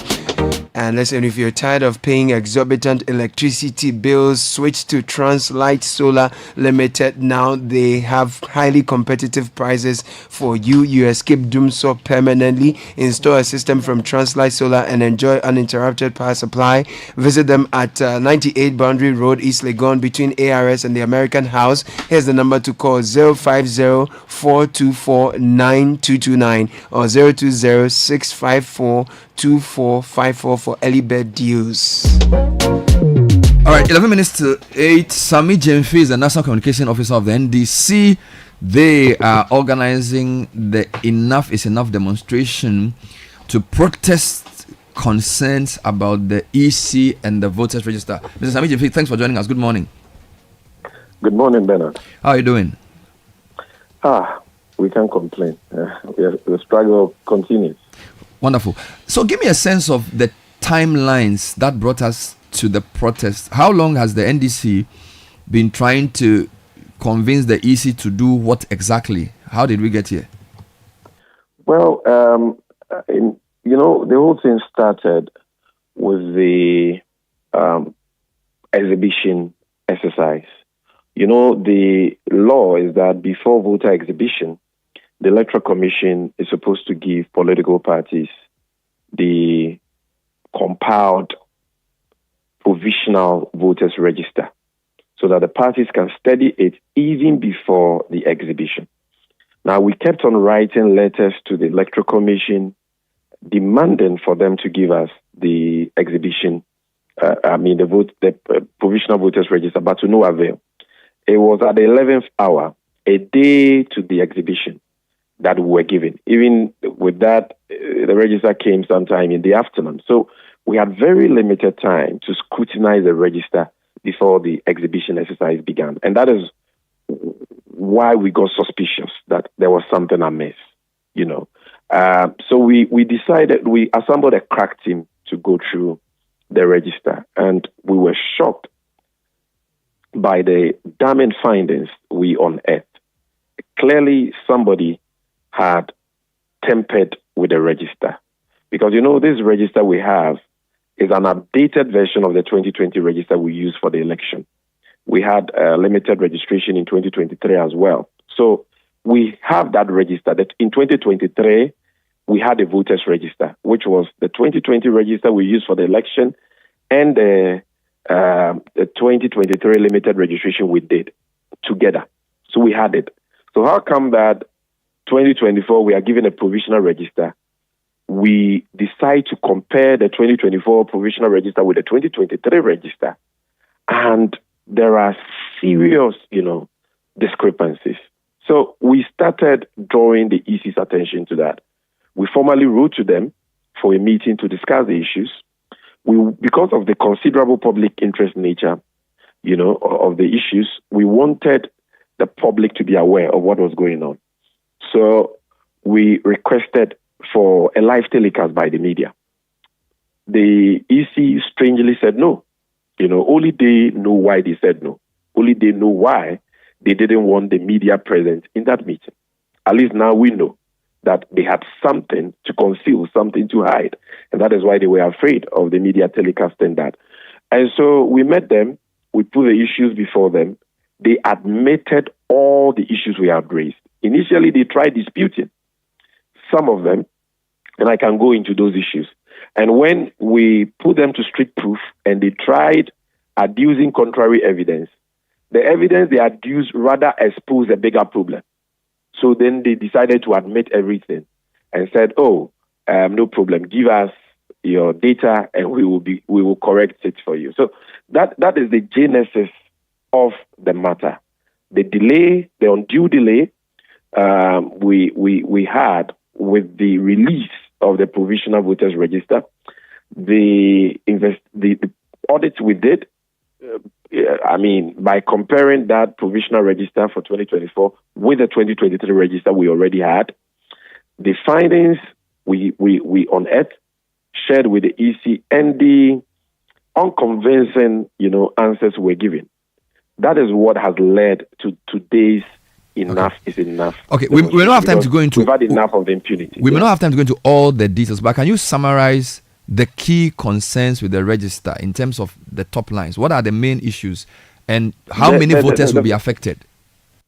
Okay, the main issue for me is not even about voters who will be affected by those discrepancies. The main issue is whether or not the EC has a robust IT system that can prevent unauthorized entries into the EC's database and the voters register. That is the first issue.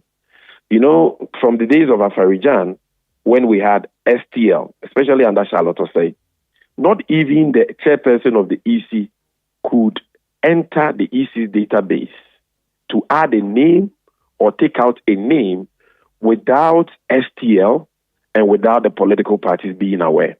So that was a very robust system with adequate security protocols for entry. You could not enter that system during a fallow period. You could only enter during the right period for transfers and all that. Currently, we don't have that system. And that is why a common EC district returning officer could sit in Pusiga and illegally transfer over 38 people. Now we are finding out that the number is about 43. Illegally transfer over 43 people from Tamale to Pusiga when the people have never been to Pusiga. They were transferred in absentia. They were transferred without their consent. That is unheard of in the history of this country. So once such an issue happened and the EC admitted, after trying to deny it, we knew that there was a problem. Even common district officers could enter the system at any time and transfer people without they knowing that they have been transferred. And when we asked them, they said, they were supposed to buy a liveliness test.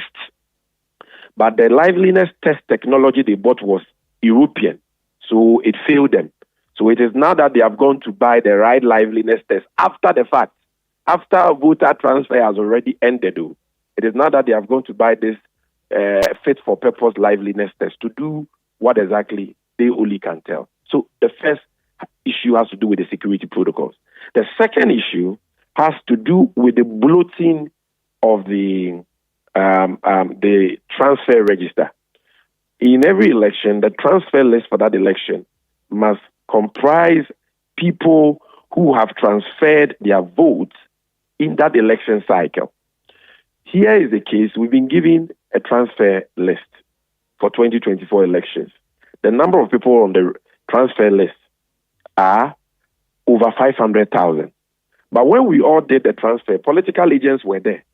And the copies we have from the EC itself shows that those who did transfer were just about 300,000.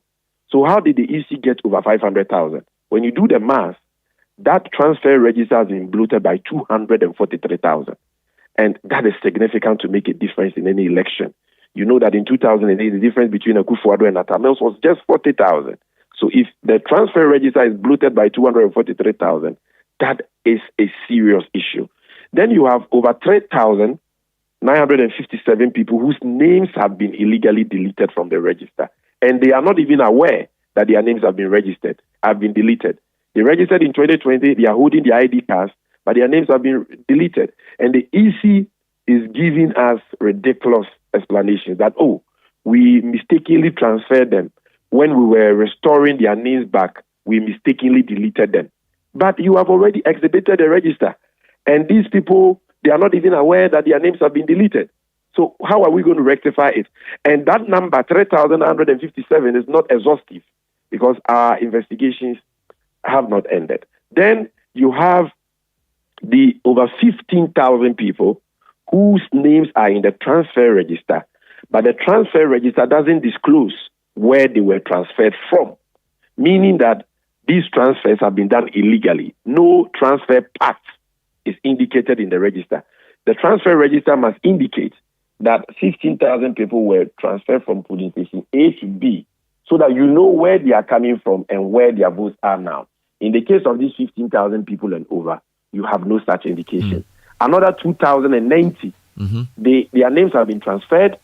You can find their names in the transfer list, but you can't find the names in the absentee list, absentee voter list at their original polling stations. So these are some of the issues. Numbers. All right. Just to be clear, do we use the transfer register and the main register during voting day? Is the transfer register just an additional check, or is it as material as the main register? The main register is what is used for the election. The transfer list is an additional check that will help all political party agents to know the number of people whose votes have been transferred to the register. Now, this is the issue. Once you have names in the transfer list which are not supposed to be there, it means that those names will still be in the main register. So, because every name in the transfer list is in the main register, if the name is in the transfer list and it is not supposed to be there, it means that it will be in the register. If the people's names are originally in the main register, then you are going to have two names. The register will be bloated because their names will appear twice in the register. And if their names appear twice in the biometric register, and they have two different QR codes, they can vote two times. Because what the register does is to scan the voter based on QR code. The names can be the same, the age can be the same, all particulars can be the same. But if the QR codes are different, the person can vote twice. And as for the indelible ink, you just have to put it in a brick fluid and clean it, and it will go. So that is it. It is a very, very serious issue. And that is why, since time immemorial, even after we got a biometric register, we have guarded against duplication in terms of the particulars of people in the register. Right. So because we don't want to give any opportunity for somebody to be able to vote. So if I get you right, there's the issue of the security protocols, which deals with the integrity of the register, so nobody can, and then the issues around the accuracy of the register. What is the NDC's proposed solution for the first point, for the first issue? The first point is simple.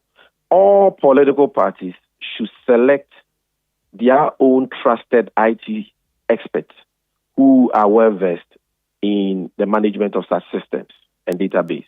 So NDC will select our IT expert, MPP will do so, all the other political parties will do so, and we will sit with the EC's so-called IT experts who we know to be MPP full soldiers. No problem, we are ready to work with them. We sit down together with other independent stakeholders present. The media is there, our development partners, UNDP, all of them are there. Then we probe the EC's IT system, in which the voter register is embedded.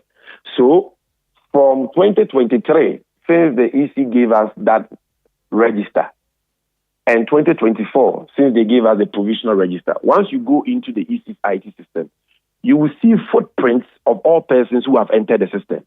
The system will record footprints. If it doesn't record footprints, then you know that the IT system is bogus. We have to now create a robust IT system. But if it is a robust IT system, you will see footprints of everybody who has entered, and then the time they entered and what they did when they entered. So we will know if there has been any manipulation.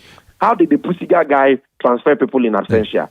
How did they happen in the Sunafo South? How did they happen in Ofoyukrom? So that you put in place practicable measures to avert the reoccurrence of such a problem. Fair enough. Aside that, if there are any weaknesses, you now beef up the system, enhance the security features to make sure that nobody can be transferred in absentia. All right. To make sure that nobody can enter during a fallow period and without the necessary authorization. Good. So that the sanctity of the register on the second group of issues, is that why you are requesting? Is that where you are requesting for an audit? The forensic audit, is that where the forensic audit is the animal called forensic audit is what I've demystified to you. We are not saying go and pick KPMG or anybody. Bring the IT experts. Okay. And we are not only asking for a forensic audit of the register itself, which is just a small component of the problem. The IT system is where the audit will start from. We want to know from 2023 to 2024 all entries, the period of the entries, and what they did when they entered. Then we come to the register proper, and we say this is the register proper. The transfer list is supposed to be 300,000. This is the figure. This is the copies you give political parties. Why do you have 500 and something? Who are the 243,000 people? Where are they from? We probe and go to the bottom of that matter. The 3,957 people who have been deleted, that the NDC is talking about, where are the names? These are the names. True or false? It is true. It is false. If it is true, they are restored back. Are there other people who fall within that category which the NDC has not even been able to unearth? The audit will show. Then they are all restored.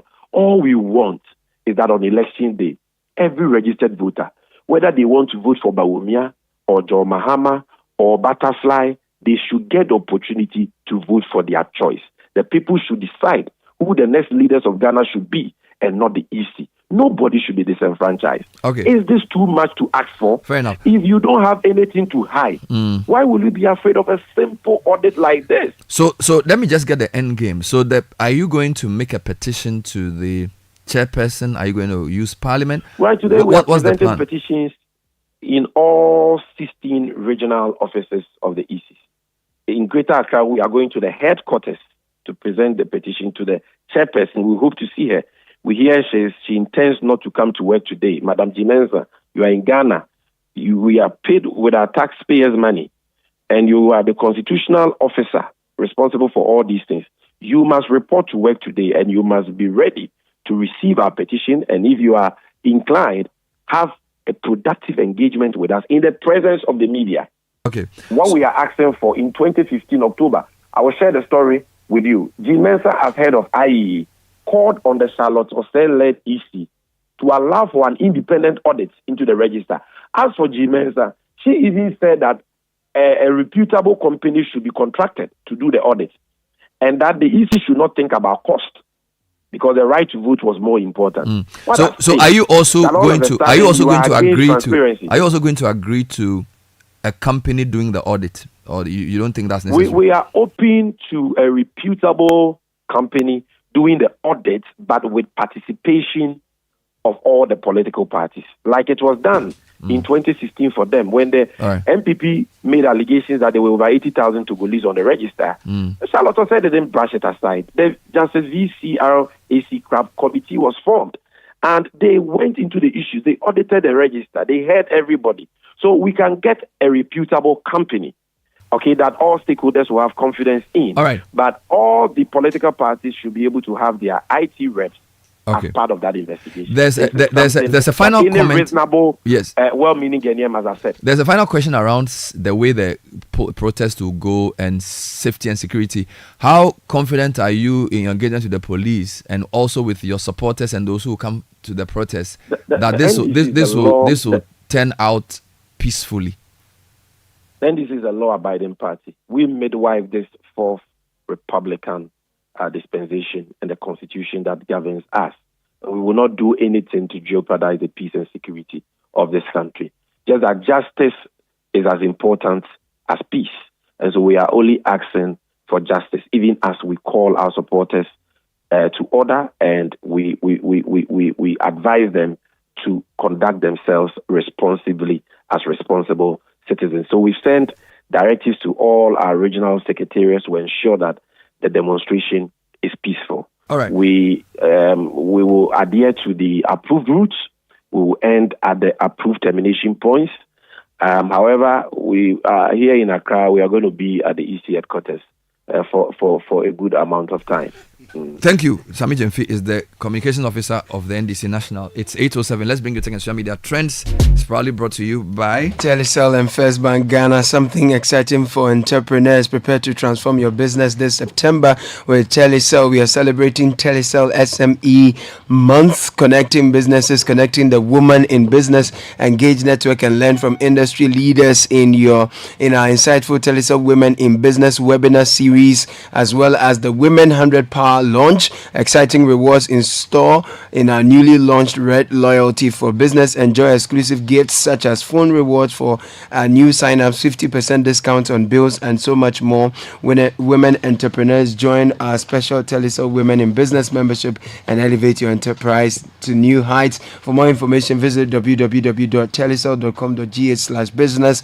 Call 0302 334040. And First Bank Ghana is saying that if you want to send money to Gambia, Guinea, Liberia, Nigeria, and Sierra Leone, it is easier now through the PAPS platform. You can send and receive money from and to these countries. All you need to do is to visit any of the First Bank Ghana branches nationwide, and you're good to go. Call this number 0596 921 921. First Bank Ghana, you first. So let's get the trends this morning, Nathan. Yes, number one on the trends is just quite interesting. Enough is enough demo is here. So you spoke to Sami Jemfi a few minutes ago on why the NDC was embarking on the demonstration. So that demonstration is trending on social. Other things trending in terms of the larger politics and all of that. Samia Uku is trending. Now, he granted an interview where he was talking about the betting tax and the fact that it would be scrapped under a Baumia presidency. And then in that interview, allegedly, he said that, well, the tax was not being applied as things stood. And people took issue with that because the punters said that's not true, because when they win, they get docked that 10%. So they didn't quite understand what Mr. Sami Uku was saying in that interview. To some sporting trends, Champions League is trending, is back. The new look Champions League. In a very confusing format. Oh, I think it's a very simple format. Okay, explain it to me. Let me explain to you. Now, there are 36 teams. All right. Who are playing now. There are no groups. Mm-hmm. Okay, so each team out of that 36 will play 8 games. 4 home, 4 away. Not against the same sides. So you play 8 different teams. 4 home, 4 away. Okay. At the end of those 8 rounds of games, you will have points. So they tabulate. So it's a one table. One table. First to 9th or first to 8th automatically move to the round of 16. Mm-hmm. Then 9th to 24th will play a playoff. So 9th will play 24th. 10th will play this. Very good. The winners, there will be 8 winners from those ties. The top 8. They will join the top 8 in the round of 16. Then the competition becomes quote unquote normal from the round of 16 till the very end. People are getting tired, so it's a stunt. But they're throwing up some interesting games, though. Because Liverpool play Milan for the first round. They're throwing up some incredible games. Liverpool play Milan. Anyway, to be fair, the first round was tired. Maybe so, CAF to also do the same. And then come up with something more interesting. So they are replicating all of this CAF for the Europa League and the Conference League. And the other thing is that if you drop out of the Champions League, go home. They are not not sending you to Europa to go and do your own shenanigans. Interesting. So that's I said CAF should do. Isn't CAF trending there? Well, the only thing we heard of CAF was when Mr. Mosepe spoke about Ghana. Yes. On our Indirectly. Yes. So I don't know if. By the way, in Swatreman, where did they host the? So for now, in Swatreman can play in Accra because at this point of the CAF Champions League prelims, it's a category 2, so they can play in Accra. If they make the group stage, they can't play. Lord. So that's the thing. And then in Swatreman, Accra is too far. Yeah. You keep saying this. BA is such a good place for football. We should have a world-class pitch in a stadium. I mean, come on, Bernard. The last season's FA Cup final was between two of the teams. Best teams in that from the and in Swatreman, yeah. And where did they play it? They came to play it in Accra. In Legon. Meanwhile, if they had played it in Sunyani or Tano, the park would have been full. They would have made money. Anyway, just staying on the football trend, Abdul Mumin is trending. Black Stars defender scored a lovely goal last night. Incredible goal, yeah. Where does he play? He plays in Spain for Rayo Vallecano. Nice one. Yeah, lovely goal. Got the ball on the left hand side. He's a defender. I don't know whether he was playing at left back last night, but he scored from a left back's angle, diagonal shot into the net. So he's trending. EC is equally trending as well. So some tech news very quickly. There's a very interesting story I discovered on the BBC. They're saying that web pages published between 2013 and 2023, 25% of those web pages have vanished. Now, a few organizations are working hard to save the echoes of the web, but new risks threaten their very existence. So now you have some groups who are trying to save web pages and ensure that things posted between, or websites that used to work between 2010 and 2013, they are alive for research purposes, for archival purposes. But that's a very interesting article, so you can look out for that and see how things on the internet are gradually disappearing. Don't forget two important hashtags. Stop Galamsey now. Yes, stop Galamsey now. I stand against Galamsey. These are very important hashtags as well. Thank you, Nathan.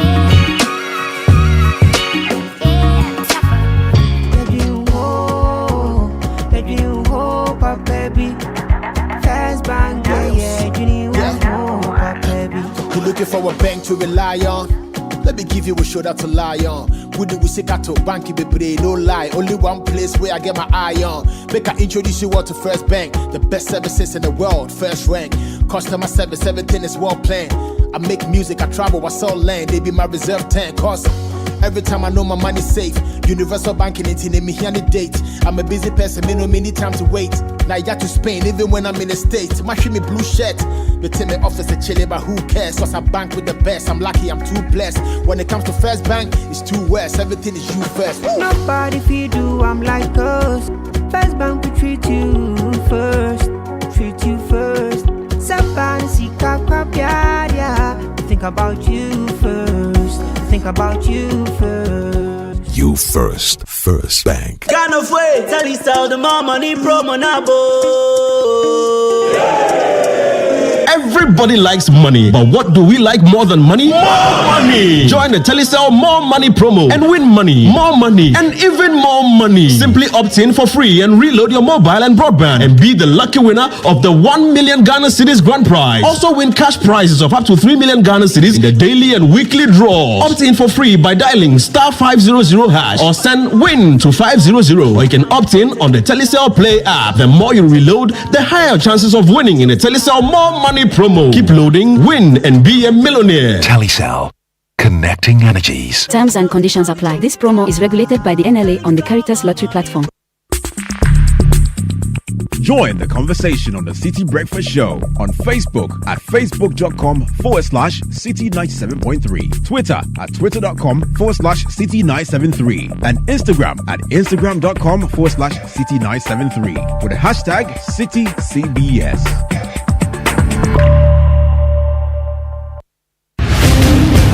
Get ready for the ultimate battle of business minds at the Citi Business Olympics 2024. Join us for a day of intense competition, team building, and networking as companies go head to head in the various challenges to prove their skills and expertise. From traditional sports like 7-a-side football, basketball, sack race, and volleyball to unique challenges like tug of war and arm wrestling, there's no shortage of excitement and adrenaline pumping action. Don't miss out on this exciting event that will test your business acumen and athletic skills on the field. Date Saturday 28th September 2024. Venue Eden Heights Sports Complex, Wager. Time 8 a.m. Call 0558-973-973 for details on how you can participate and showcase your company's talents at the Citi Business Olympics 2024.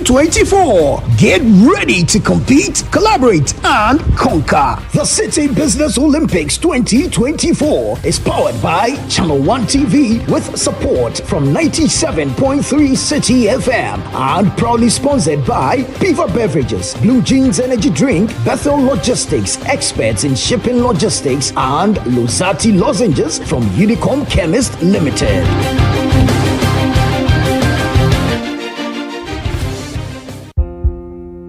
I am Ohinere Gifty Auntie. You see, it always feels good when you receive that salary alert. I made a bold decision to invest a lump sum into the Old Mutual Retirement Salary Plan. And this means that I will get these alerts every month throughout retirement for the rest of my life.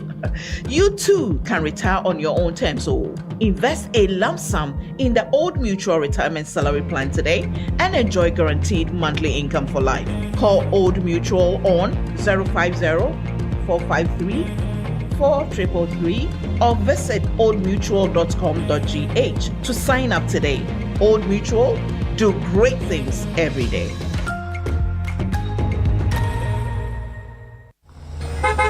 Hey, Bosu, long time. Yeah. Hey, go and say mu yen yo mu. Before na land in mu biwa. Oh, Gold Super XP. Tregu Gold Station bebre mu Bosu. Oh, fantastic. Super XP. Quality.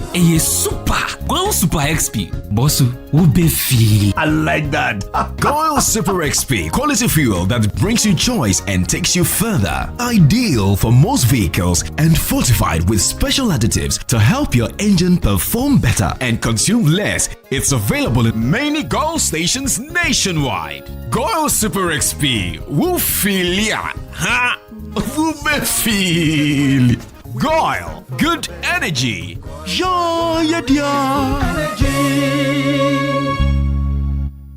Ladies and gentlemen, the wait is over. Educata Ghana is here again. Ghana's leading exhibition and idea factory has put together an insightful and interactive exhibition and conference with an involving panel discussion, on-site trainings, and a job expo. Come and explore trends and network with relevant Ghanaian and German educational and industry players. At Educata Ghana 2024, you get to learn more about educational, apprenticeship, and employment opportunities in Ghana and in Germany. Date: September 16th and 17th, 2024. Time: 8 a.m. to 5 p.m. daily. Location: Kofi Ohene Konedu Auditorium, University of Professional Studies, Accra. Don't miss out on Educata Ghana 2024. To register, visit educataghana.com/register. Attendance is free. Organizers: Delegation of German Industry and Commerce in Ghana, German Sparkassen Stiftung Western Africa. Sponsors: Ghana European Center, Siemens Stiftung, Konrad Adenauer Stiftung, Ghana NRW University Alliance. See you there. This October, come join us for a night to remember.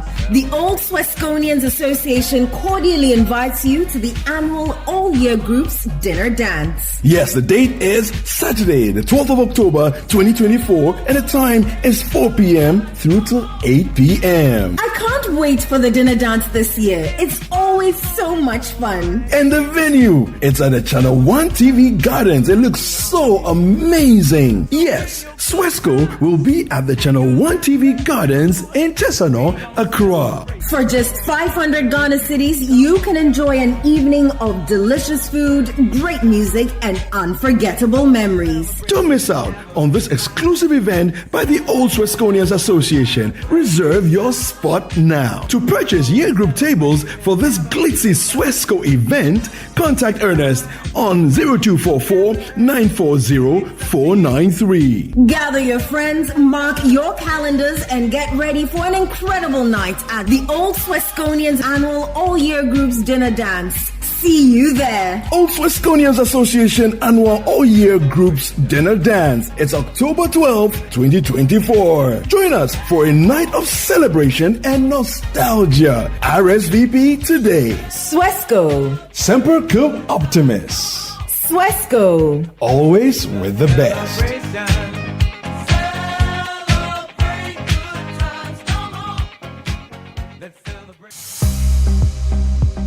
From small villages to big cities across Ghana, healthcare businesses have goals. Goals to provide better care with better equipment, to expand and better serve more communities, to build better medical labs, better clinics, and bring better healthcare to more people. Goals to help people get better. EcoBank provides your healthcare business with working capital through the EcoBank Merchant Cash Advance. EcoBank's range of bespoke asset finance solutions make buying medical equipment, expanding pharmacies and labs effortless. It's a better way to a healthier Ghana.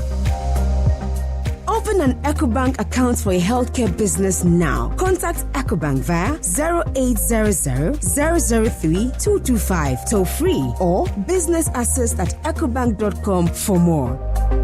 A better way, a better Africa. EcoBank, the Pan-African Bank.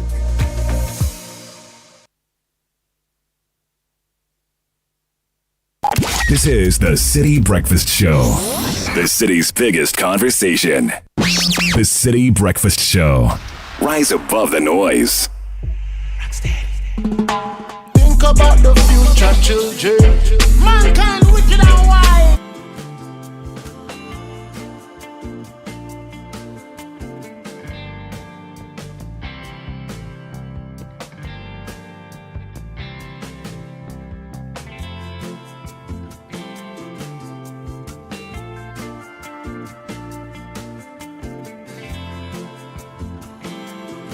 Of illegal mining and cocoa production declining, deforestation and rising of violent crime every day. 23 minutes past 8. Stonebwoy joined the Galamsey fight long ago. He released this banger a couple of years ago. On the point of view, actually, he came to talk about it. Let's remind you of this Samsung issue. Yeah, I see that it's a big hit this morning. So there are new ways to get the Samsung Galaxy Z Fold 6 or the Z Flip 6. You're training your old Galaxy Flip Fold S series or an iPhone and get up to 14,000 cedis off. Or you can buy now and pay later with 0 interest over 6 months, or spread the payment over 24 months with Stanbic Bank. Of course, T's and C's apply. You can send a WhatsApp message to 0550 324 794. Repeat the number. 0550 324 794. Wonderful. Now, where you live deserves class, warmth, and memory for the people who come to visit you. That's why Ashford is giving you a wide range of sofas and couches to fit every corner of your living space or balcony. Call them on 0243 200 729 or visit any of their showrooms in all the big malls and other locations. Be an Ashford man now. Ashford, feel it, know it. And Zonda Ghana Limited is here. If you are in the heavy duty space, you are in construction and all of that, speak to Zonda because they have a wide range of the things you need: excavators, graders, payloaders, the whole shebang. Visit them at any of their 7 branches or get to their head office off the Flower Road, or call them on 0501 772222. Zonda, built in Ghana, building Ghana. Meanwhile, the new order of retirement is here. You can retire on your own terms with a guaranteed monthly income for the rest of your life. Simply invest in a lump sum, or simply invest a lump sum into the Old Mutual Retirement Salary Plan and start receiving monthly income to enjoy the perfect retirement. It's that easy. The best part is you get to enjoy sales increases, or salary increase rather, 16% for this year. Reach us on 0504 534 333 or visit oldmutual.com.gh. Old Mutual, do great things every day. Give your deceased loved one the quality mortuary care they deserve with dignity and respect. At Transitions, we ensure your loved one rests in safe care while guiding you through a personalized process to provide a fitting farewell without the stress. Our comprehensive 360 funeral service includes 24/7 deceased pickup services, quality mortuary care, caskets, hair services, chapel and reception, and more. Call 0302 634 706. Your loved one deserves the best. Transitions, the funeral people, a member of the enterprise group. Now, don't miss Educata Ghana 2024. It's Ghana's premier education exhibition and idea factory. Join a powerful network of experts, educators, policymakers, employers, and innovators, all shaping the future of education in Ghana. It's happening between the 16th and the 17th of September. Registration is free. It's happening at the UPSA, 8 a.m. to 5 p.m. every day. Get ready for a game changer. SMEs, we are introducing Yellow Biz, a new multi-service bundle with everything you need for smarter business solutions. With MTN Yellow Biz, your business will gain access to advanced productivity tools, powerful online presence, and superior customer experience to optimize your operations. Call 100 or 0244 308 111 or send an email mtnbusiness.gh@mtn.com. Remember, T's and C's apply. Because of the greedy of another man, yeah. Worldwide, think about the future children. What kind of legacy you leaving for them? Selling and destroying generational wealth, and the people are suffering. Oh, Think about the future children. What kind of legacy you leaving for them? Selling and destroying generational wealth, and the people are suffering. Oh Lord, women and children suffer the most. Handling poisonous chemicals without no gloves. Contaminated water running through the hose. And that is what we drink, and same thing washes the clothes. Holy by young youths, they are dying every day. Hustling to feed family from Galamsey. Why do we give permission to the China state?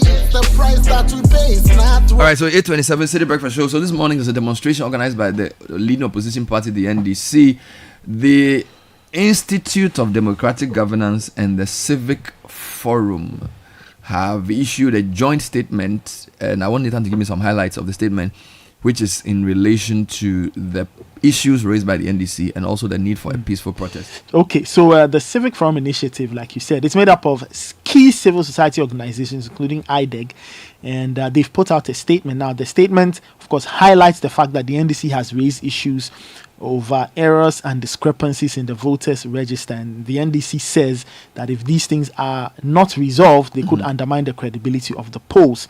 And the EC, according to this statement, has maintained that the ongoing finalization of the register is a procedural requirement that must be completed before any audit can take place. Now, the statement is calling on, or is saying that the NDC does have a legitimate right to demand a register that is fit for purpose. However, the IDEC and the CFI, they are all mindful that the potential risks of large-scale demonstrations, and they appeal to the NDC and all protest organizers to ensure that these demonstrations remain peaceful and lawful. They also call on the police service and other security agencies to work closely with the organizers of the protest to ensure that they are peacefully managed. They states that the integrity of the voters register is not merely a political issue, it's a matter of protecting the democratic rights of every Ghanaian citizen. So they are urging the EC to act quickly and transparently as they finalize the register. Now, the Civic Forum Initiative believes that the impasse between the NDC and the EC can be resolved without confrontation, and that this resolution will require sincere and constructive dialogue between all stakeholders involved. So Dr. Manuel Akwete is the executive director of the Institute for Democratic Governance. He co-signed the statement. A few thoughts from him. Good morning, Doc. Thanks for joining us. Good morning. Having done this job for over 20 years, I'm sure nothing surprises you. But I still sense that with less than 90 days to the election, having the main opposition party say that they will demonstrate in all 16 regions because of the register and the EC must be concerning, looking at the security situation around. What do you make of the whole thing?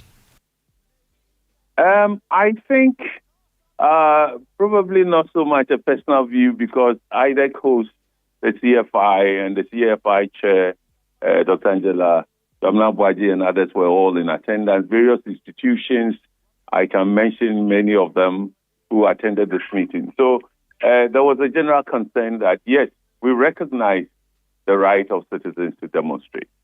We are a couple of months away from the election. But this matter, the issue of the register, is at the heart of is the belly of the election.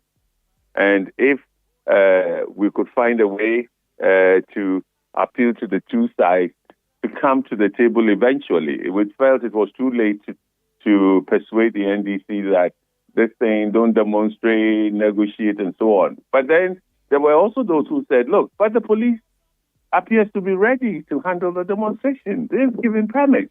Because, sometimes the police will just say, no, you can't do this, and so on.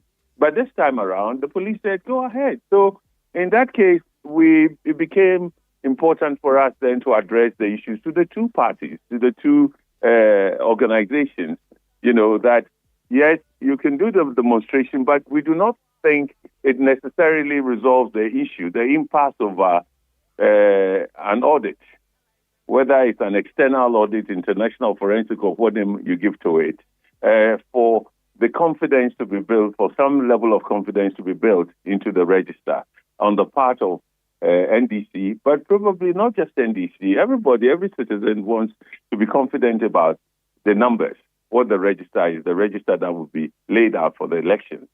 And as we looked at it, we also felt that the EC has the case that, look, I'm still processing the data. And until I finish it, we cannot do forensic or go out for an external review, audit review of what we have done. So let's finish that. Now, they couldn't come to agreement on that. So hence the demonstration today. And we thought we should appeal to them and those going to demonstrate that it can be done peacefully, because if it's done violently, it will not necessarily resolve the issue. But they have a right. It's a democratic right. Let's respect that. But let us also create the space for the two institutions to resolve this issue. Confidence in the voters register is a matter. And the EC ought to, we think we would advise and appeal to it, to commit to that once they finish compiling the register. The confidence it will conjure or unleash in the whole electorate will be so great that there is no doubt this is a good register. They've done the audit. The EC has proven that, look, it did that thing professionally and with all integrity. It's good for us. But so long as we cannot find that, and that you could see clearly there's suspicion on both sides, and they are not coming to any resolution. So this is what...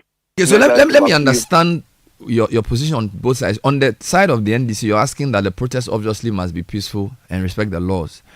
On the EC side, are you saying that after they finish their processes, they should subject themselves to the audit? You can't... Look, I run an institution. Before the auditors come in, you have to compile your data, your files, your evidence. Everything has to be together before you invite the external auditor in. And that's how they want it. So they will quickly go through everything, and then they start the question, what is this? Can you explain that? And so on and so forth.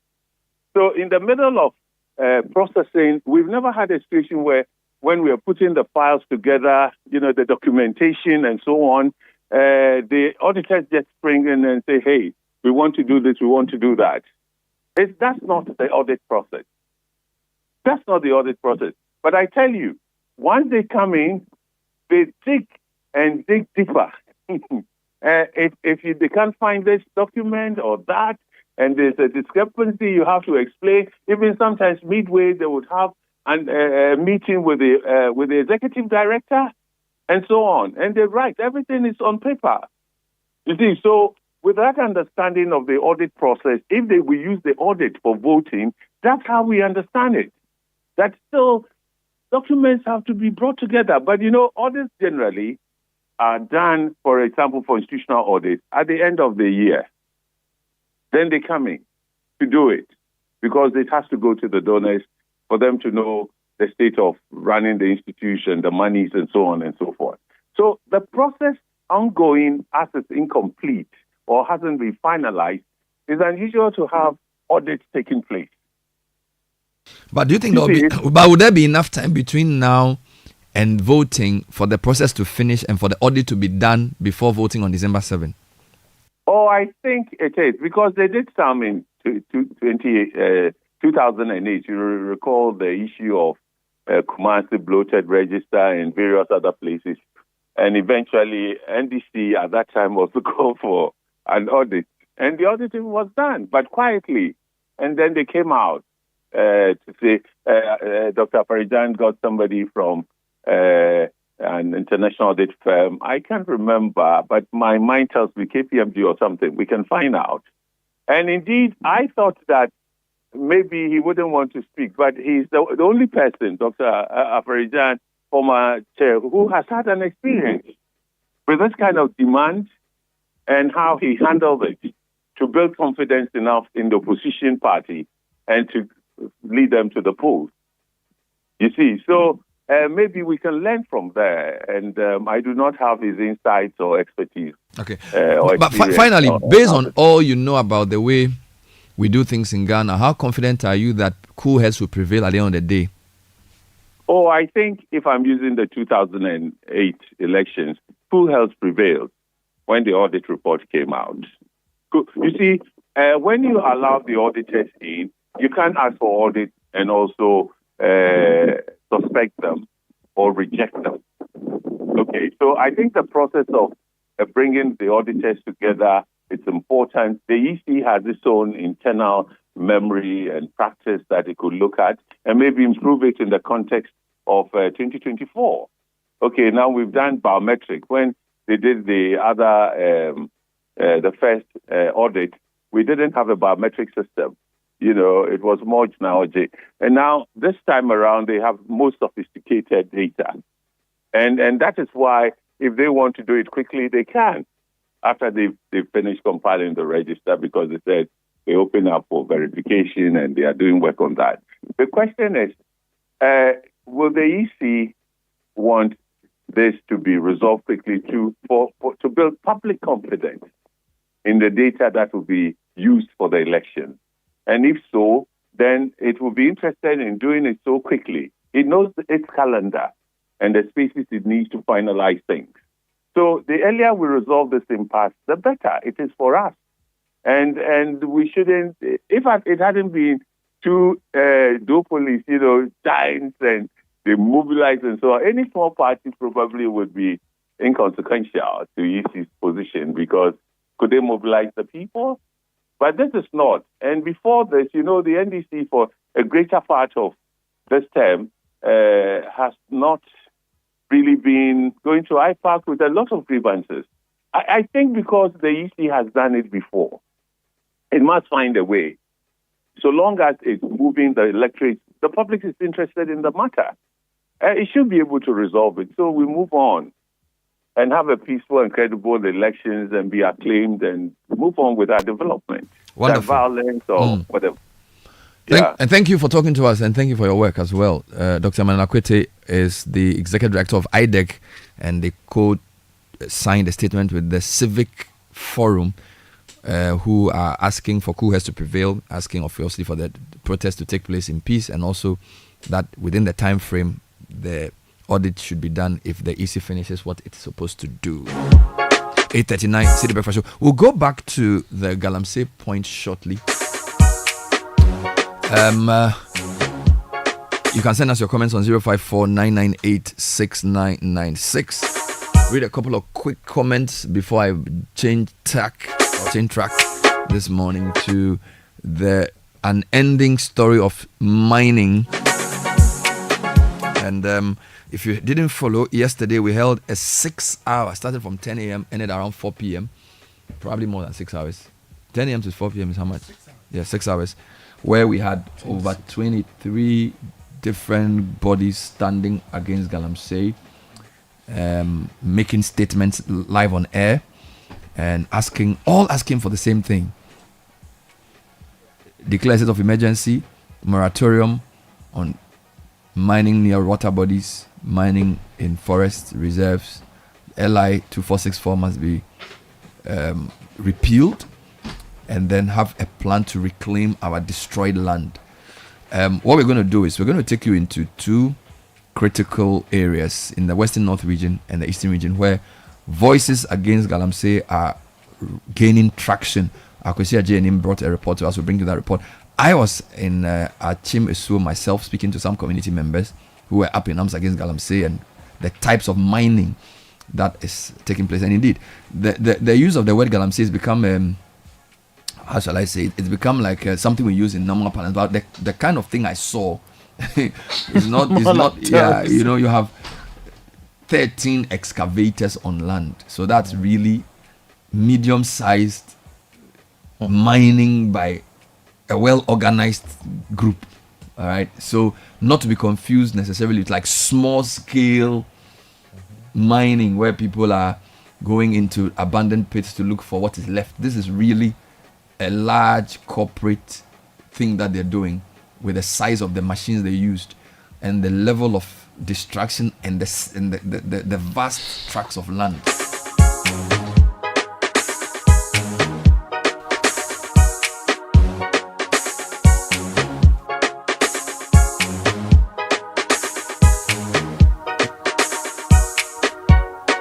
Yeah, so we're taking you to Jema in the Western North region where the people say they've had enough. They're not going to allow mining in their community because their water bodies are being destroyed and they won't have any of it. Akwasi Ejianim has been following the story. He brings us this report.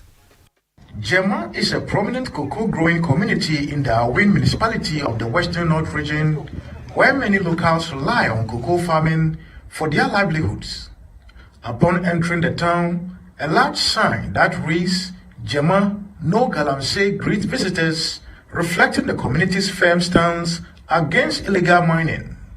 Amidst all the chaos we've seen within the country in terms of the pollution and destruction of water bodies, all because of the activities of illegal small-scale mining, generally referred to as Galamsey, that is seriously devastating water bodies in the country. One particular community called Jema in the Awin municipality actually stands out. They are actually doing something different with their Jema anti-illegal Galamsey advocacy CSO, which is actually making sure that this community doesn't experience the devastation from Galamsey. And as you can see, at the heart of the community, they have a signage that is boldly written on it: no prospecting on mining Jema lands. And it's a clear caution to anybody with any intention or plans to actually do illegal small-scale mining within this catchment. And I'm told, as a result of the activities, water bodies within this area, unlike the places that we have been, is so clean. I have one of the key proponents of this Jema anti-Galamsey advocacy committee here to tell me how did they come about this very anti-Galamsey committee. Reverend is a minister or a father, and he's here to actually tell us why the Jema anti-Galamsey advocacy CSO and what has been the success story so far. Well, thank you very much. I think the motivation behind it is because Jema is a farming community, and we've seen what is happening in all our neighboring towns, all the way from Enchi to the last town at Semkrom, where they have devastated their land because of Galamsey. So we have educated the people, and the youth have accepted that Galamsey is not good. They want to hold on to farming, cocoa farming, and any other alternative livelihood. So we have to just form this society and then register it as a legal person so we can stand firm and then stand for our values and vision. How did you manage to get the people to buy into it? And even with the chiefs, because we know these days when you go to other places, you see chiefs actually leading in this, then the handing over of their parcels of, lands for the activities of Galamsey and taking huge sums of money. How did you get the chiefs and the ordinary people, the youth who claim they don't have work, to buy into this, CSO? Yeah, that is very true. But I think it's the education. I came way back in 2015, then again in 2019, I met the whole community. I explained to them with my own researches in other communities where Galamsey has devastated them. And I showed them videos and news and interviews I did with people to know that the thing is not good for the people. I understand you did a PhD research work on anti-Galamsey, Galamsey activities. Exactly. What did you find out? Yeah, I did a study called a phenomenological study of Galamsey, that is artisanal gold mining in Ghana. Is it poverty alleviation or poverty aggravation? So I did a field work 6 weeks at Wasaginyawa, where you have all the aspects of Galamsey, and then my findings is what came for my dissertation. So that is Reverend Minister, Reverend Father, who is actually leading this Jema anti-illegal Galamsey advocacy CSO that is actually been operational over here and making sure that their water bodies and their land resources are not devastated. And for that matter, very soon we'll be making our way to the river, some of the riverside within the Caribbean, to confirm whether or not their advocacy is actually keeping their water resources and the environment that's clean, unlike the places that we have been. So let's take a walk to some of the riverside around Jema, just to confirm what the Jema members actually told us about what has been the result of the advocacy in Jema. We have come to one of the close by river bodies here, and I'm here with one of the executive, I'm told the chairman of the advocacy group, to see the state of water bodies over here, which is as a result of the advocacy. Uncle, what river is this? We are alongside the river of Ateka. We call it Ateka. Yes. And this is a part of the rivers that we have here. We fish in it. We use it for domestic purposes. We use it for farming activities. So it's very, very essential for the people of Jema. How did you manage to do this? We did it because we saw that Galamsey has devastated almost every land around our mean. And so we have to protect our land because this water, if we destroy it, we cannot no longer get it anymore. And if we destroy our lands, God is not going to create another land for us. So we need to protect what God has given us. What it is that we have a bad laws. And fortunately enough, the whole community has come together. Chief and the elders, ladies and men, we've all come together that we don't want Galamsey. So we have some bad law in place. And beside that, we have some men to also take care of our land so that nobody can enter or penetrate. And that is how we've gone about. Yes. So, that is, but I just want to find out how, or just check for myself how clean this water is comparing with what I saw in the Tano River before I got here. I want to find out whether this is truly clean. Oh, officer, as we are fetching, I even want to drink some for you to see that. I must say there is no difference between this and the bottled water that we've been seeing on the streets of major cities, and it's very clean. What for you should be the way forward in making sure that this is protected? Yes, if you can. So for me, I would say that what Jema has done should be a template for other communities. And like when anybody does something good, everybody can adopt it. So what we have done, if government is going to give us its support so that other communities can adopt it, we are ready to share our template so that when the youth are together, government supporting, everybody supporting, it's not too late to even safeguard those lands that have been devastated. This is Atsinkanzue, one of the clean river, or should I say streams in the catchment of Jema. And I'm told this is the very place that the community fetches water a lot. It's so clean that the officer will fetch for us to see. It looks so clean, and I want to say this is so special. You can see the man drinking from river Atsinkanzue. Zue means water in the language over here, the Awin language. Zue, this is Atsinkanzue. So this is one of the cleanest water the community is, depending on like the polluted water that we've seen on our way here from Elubo. And look at how clean it is. It tells that it's doable. You can see my palm very much clean, and it's all because of the advocacy by the Jema anti illegal small scale mining over here, and it's really producing results. Looking at the water that is in my palm. Nsuo ni de ame aduma hafo mpanyifo ma bon ho ban ama nsuo no emute ama eno na yesanom nti Galamsey ni ha de nyame asese Galamsey ni ha eno na ma ya nigi wa ha na tutu e mpese Galamsey be ba no Galamsey ba nkura ne be say muntimi nko school. So over here we have students who just closed from school, and they are here drinking from the street. And as you can see, they are drinking all because of the fact that it is very much clean, and it tells you that the things that the community leaders are doing is actually benefiting the majority of the public, including these students who have actually come after school and taken fresh water from the Atsinkanzue. This is River Subo, one of the river bodies that is deemed very clean, and it's just about 4 kilometers away from the community, and it's still very much clean because of the activities of the Jema anti-Galamsey advocacy CSO.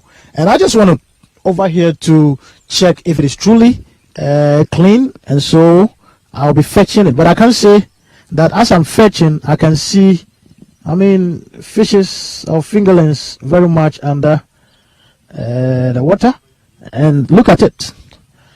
It looks just like my bottle of water that I was drinking from this very river, and it tells you that it is really doable when it comes to protecting our water bodies from the activities of Galamsey, which is devastating water bodies and land resources all across the country. And the call from here is that people should look at what Jema community is doing and do same within their communities to prevent or stop the continuous devastation of our water bodies as well as land resources.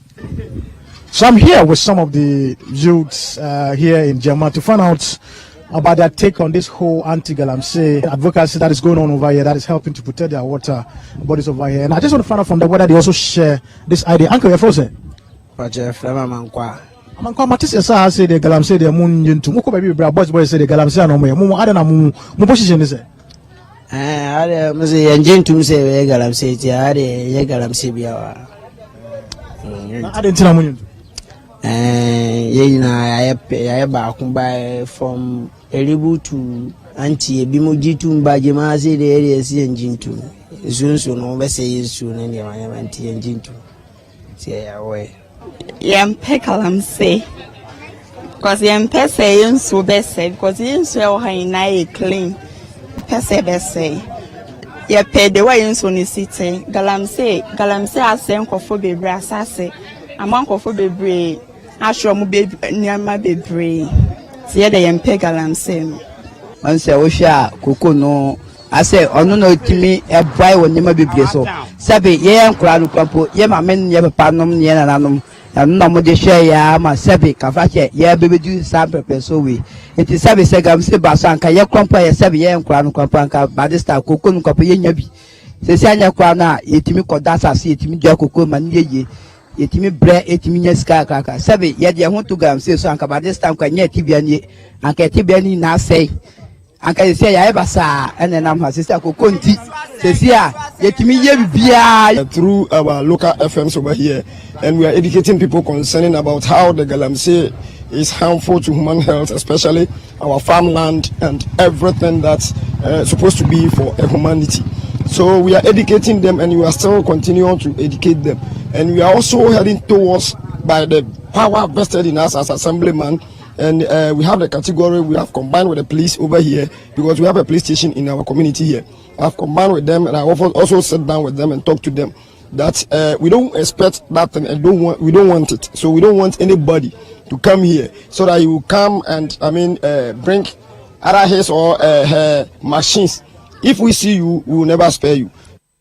The chief of Jema, Nana Enoku Ano, despite being bedridden, continues to stand firm against Galamsey pressures. Speaking to us from his sick bed, he disclosed how he turned down multiple offers, including a vehicle and a promise of medical treatment in South Africa, all in exchange for allowing illegal mining in Jema.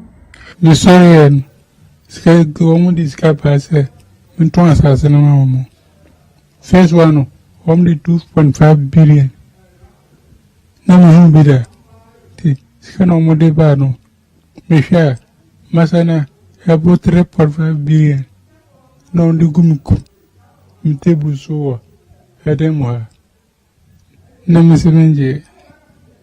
Ntemikacha say, Menjena, Megia Munombe, Mia Umbaya, our castle. The car can come the can't see anymore. No catch almost say, me here the Sunny Manina, me here that in President Massas say. Now, me here that you say, Nana Minaguia, Musa, no Messas, and for work with thee. Jomiya Mangasaumo. The next one, almost somebody. The same China for this guy away. They say, says Candy, I cost 7 billion. Very good, I could be more. I'm catching say, Missy me here, that no, that Mina, Vanessa, Alasana, and found work with it. Until that, I'm catching 7 years. Jomo Kaya Mayomo. So the Beko South Africa. Now, me South Africa. On the Makuni, kind of so many programs. Mankazamu. Me dem see peace. Me Galamsey. This is one we can crumble. I had a majatum. Ntimanyandum.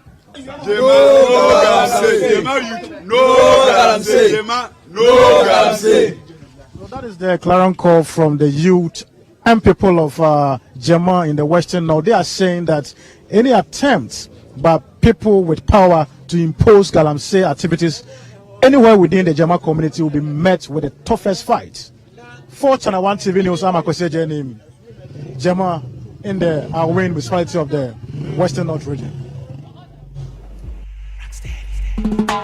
Think about the future children. Mankind wicked and wise. The strong generation now. Anyway. Cyanide and mercury in the water. They let this poison. So that was Kosia Jenim's report coming from Jema in the Awin area. The concluding part of that report was very touching. You heard the ailing voice of the chief in the area sharing how he has opposed several pressure, resisted several pressure on him from illegal miners to allow for that to happen. We'll go on the phone lines and talk to Angel Kabono, who is the president of NAGRAT, to get the position of NAGRAT as well and what's they feel about this position. Thank you. They feel about this situation. Thank you for joining us, Angel Kabono. Good morning. Yeah, good morning. Right. First of all, what is the membership of NAGRAT like in terms of numbers across the country? How many are you? Oh, we are well over 50,000 and mostly in the senior high school. 50,000? 50. Wow. So how is the reality of Galamsey catching up with your members, and how is it affecting their activity, if it is at all? Well, like most Ghanaians are experiencing, our existence as a people is threatened. The water that is consumed, especially in rural areas, have been compromised. Agricultural activities, which is the mainstay of Ghanaian rural economy, have been affected. The mainstay of Ghana's economy, that is cocoa cultivation and processing, have been compromised.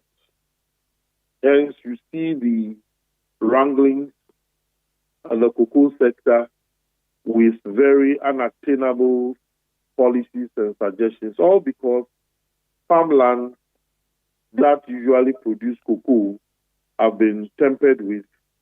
And then again, it is our position that the ninpings of those Galamsey are the same politicians.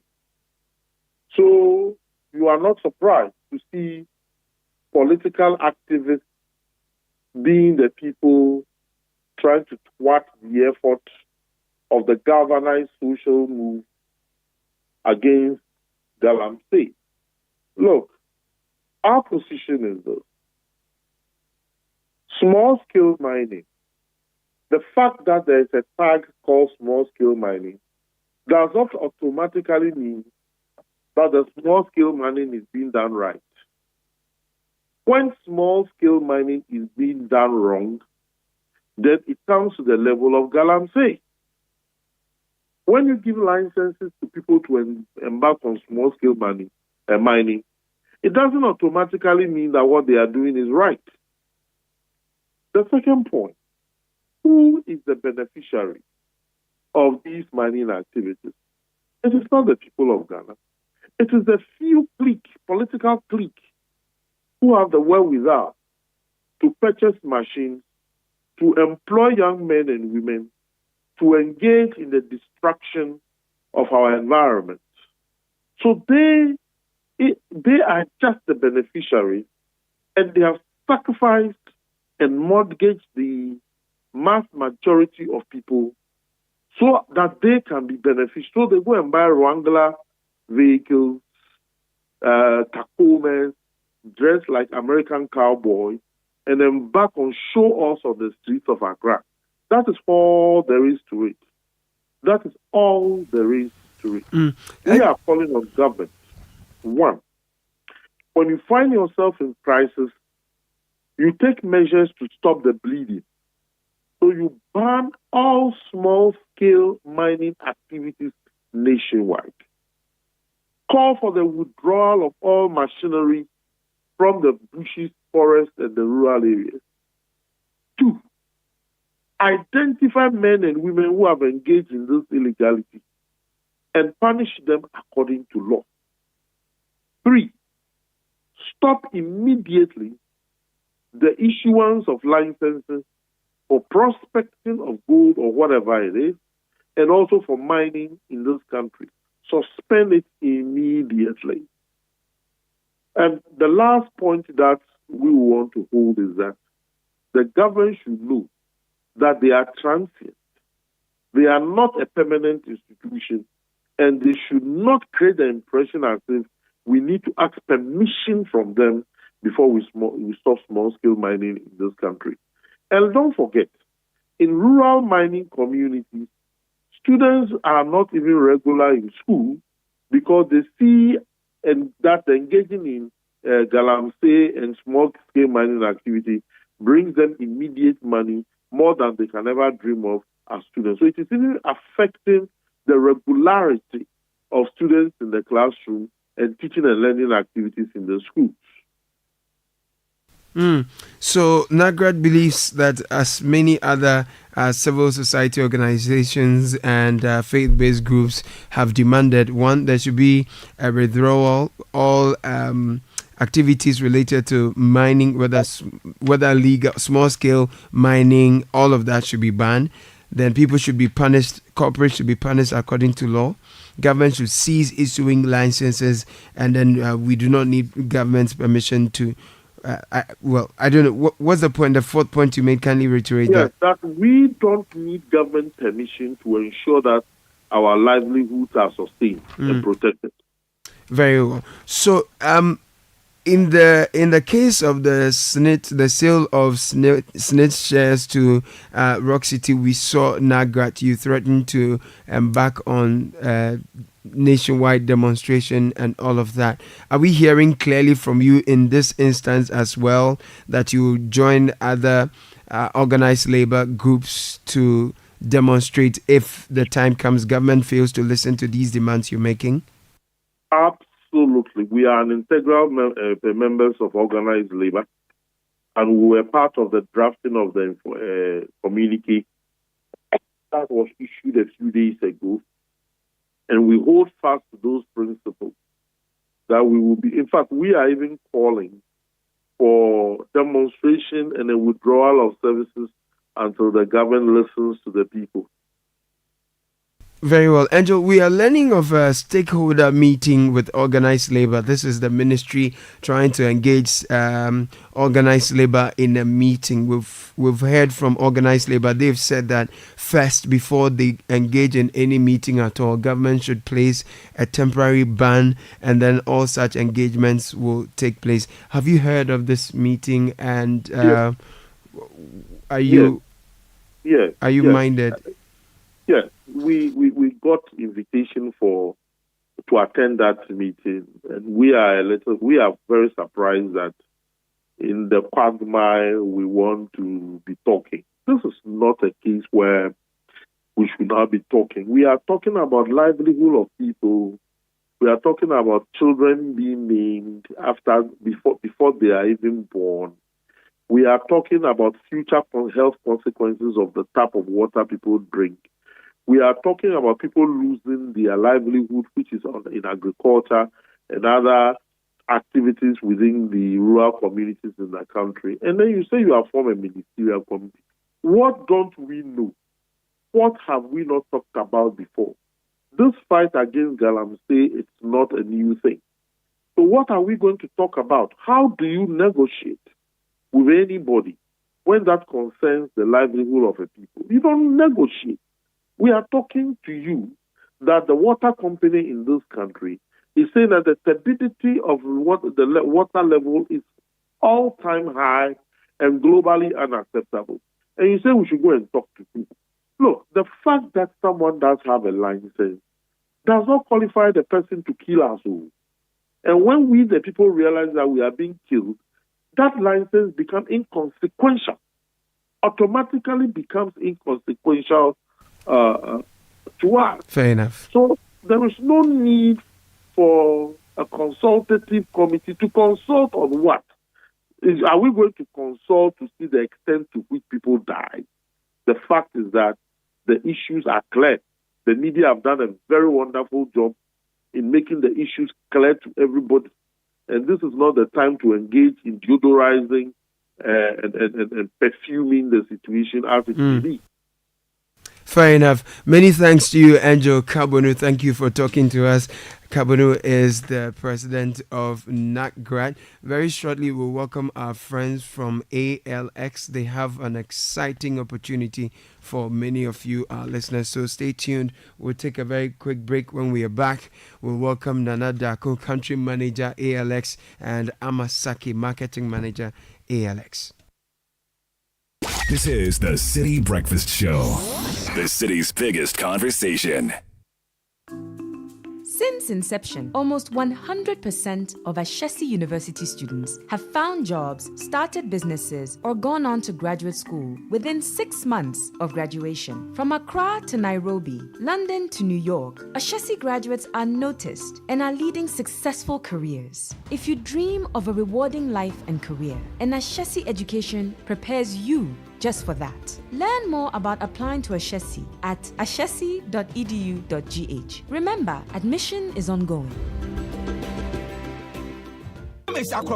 I like my mind peace. That's why I go get my Bampo insurance from Holland Life. Just yesterday, my Abusha Penny asked everybody to pay 1,000 Ghana cedis for a penny funeral. But Masa, Nukreni, and Mosomekora. My Bambo helped me cover cost of funeral and any disability cost by paying 2 Ghana cedis per Bushumibia. A simple cry. Yes, with as little as 2 Ghana cedis, you too can have peace of mind about cost of injury and funeral by simply registering with Mibambo Insurance from Holland Life. Just dial *269# on MTN or Telecel and follow the prompts. It's really that simple. Enjoy peace of mind today, knowing your tomorrow is covered. Mibambo Insurance, made for you. Hey, my friend, let us walk quickly and get away from this dog. Indeed, we should. Amadu's dog can be wild sometimes. You know what? It is safer to walk away from it. Hey, this dog won't stop barking at us. It's even getting closer. Who knows if it has rabies or not? That dangerous disease. Wait, gentlemen. Our dog is in chains and would not come near you. My husband ensures Bingo, our dog, is vaccinated annually to prevent rabies. Rabies is a disease that can cause severe illness and death among animals and humans. Rabies is spread through the saliva of a dog or a cat that has the rabies virus when that animal bites or scratches someone or another animal. Vaccinate your dogs and cats every year to protect them from rabies and keep them healthy. Remember, no bites, no scratch, no rabies. Vaccinate your dogs and cats every year. For further information, please contact your nearest health facility. This message is brought to you by the Ghana Health Service, Veterinary Services, USAID and partners. The Association of Ghana Industries, in partnership with the European Union, VRA, MTN, GEA, and the Ministry of Trade and Industry, presents the Ghana Industrial Summit and Exhibition, GISE 2024, from the 17th to the 19th of September at the Accra International Conference Center, 8:30 a.m. each day. Theme: promoting value chains for competitive industrial development. GISE offers extensive strategic networking opportunities for both local and international participants through conferences, matchmaking, B2B sessions, and exhibitions. Major sponsors: the European Union, VRA, MTN, GIZ, Unido Wancop, Ghana Shippers Authority, Ghana Stock Exchange, ITC, and Plan International Ghana. Media partners: Citi FM and Channel 1 TV, Joy FM, TV3, DDP Outdoors, Daily Graphic, BNFT, and Back Press. For conferences and exhibition spaces, contact CAFRI on 0244 9 333-106. GISE, driving industrial growth in Ghana.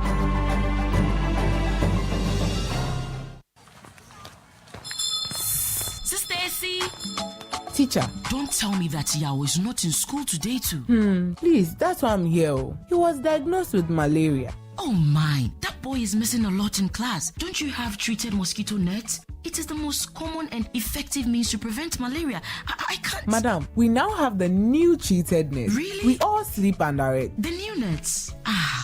Speedy recovery to him. Avoid malaria. Get insecticide-treated net and sleep under it every night and throughout the night. And remember, there's also the new insecticide-treated net. Highly resistant, strong, and is just as effective. Let's come on board Good Life and protect against malaria. Good Life, live it well. It's an everyday thing. This message is brought to you by the Ghana Health Service and partners with support from the USAID. Malaria away. Good life, live it well. Join the conversation on the Citi Breakfast Show on Facebook at facebook.com/Citi97.3, Twitter at twitter.com/Citi973, and Instagram at instagram.com/Citi973 with the hashtag CitiCBS. This is the Citi Breakfast Show, the city's biggest conversation.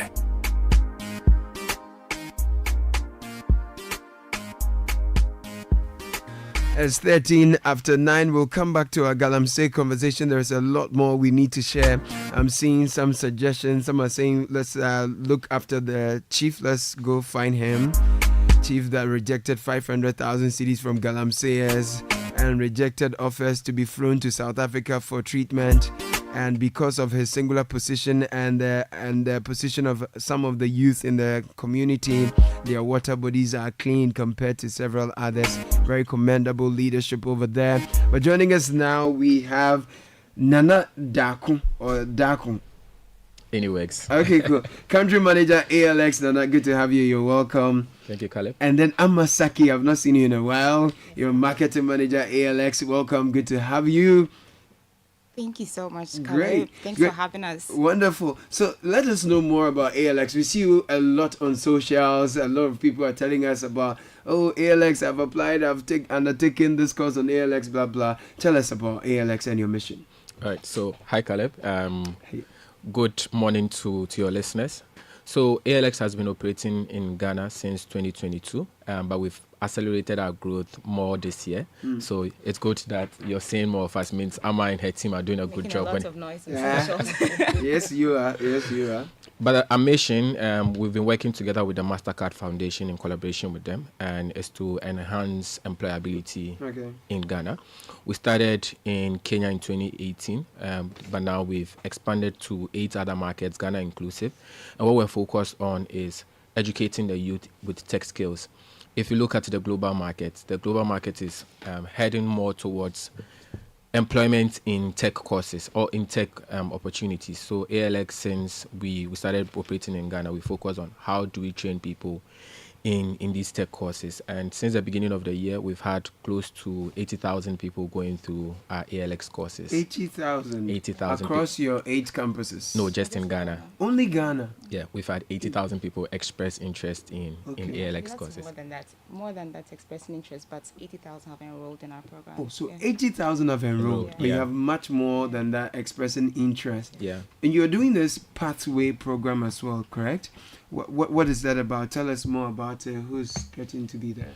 So ALX programs have mainly focused on university graduates and early career professionals. So a lot of people that go through our programs are currently in this age group. We are within the 18 to 34 age group.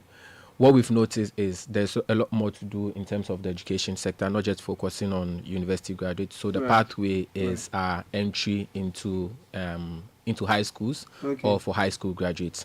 So if you think about it, we're giving access to high school graduates to get opportunities to global universities, not just on the continent, but mainly in the West, because there's a lot of tech training that is happening in the West, and we're giving people access to tech courses and programs in universities globally.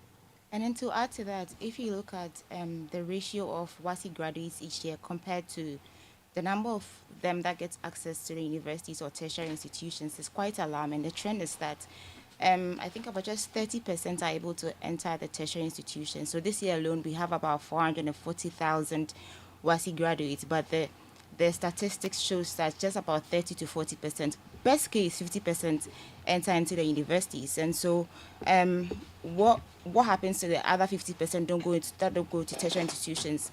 People stay home 1 year, 2 years, 3 years, 4 years, 5 years, and they don't have any opportunity. So we have identified that gap, and we want to make a difference there. And so the Pathway program, thanks to the MasterCard Foundation, is just to help young SS graduates have access to global universities, our partner global universities, scholarships and opportunities.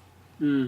That's fine. So how are parents and SHS graduates finding the Pathway program? What are some of the experiences and testimonies people are sharing with you? Has it started or you're just starting? The first one is going to be in October. Okay, it's now about Yeah, to we start. just launched. Yeah. Okay. But so far, parents have expressed interest in enrolling their kids into the Pathway program.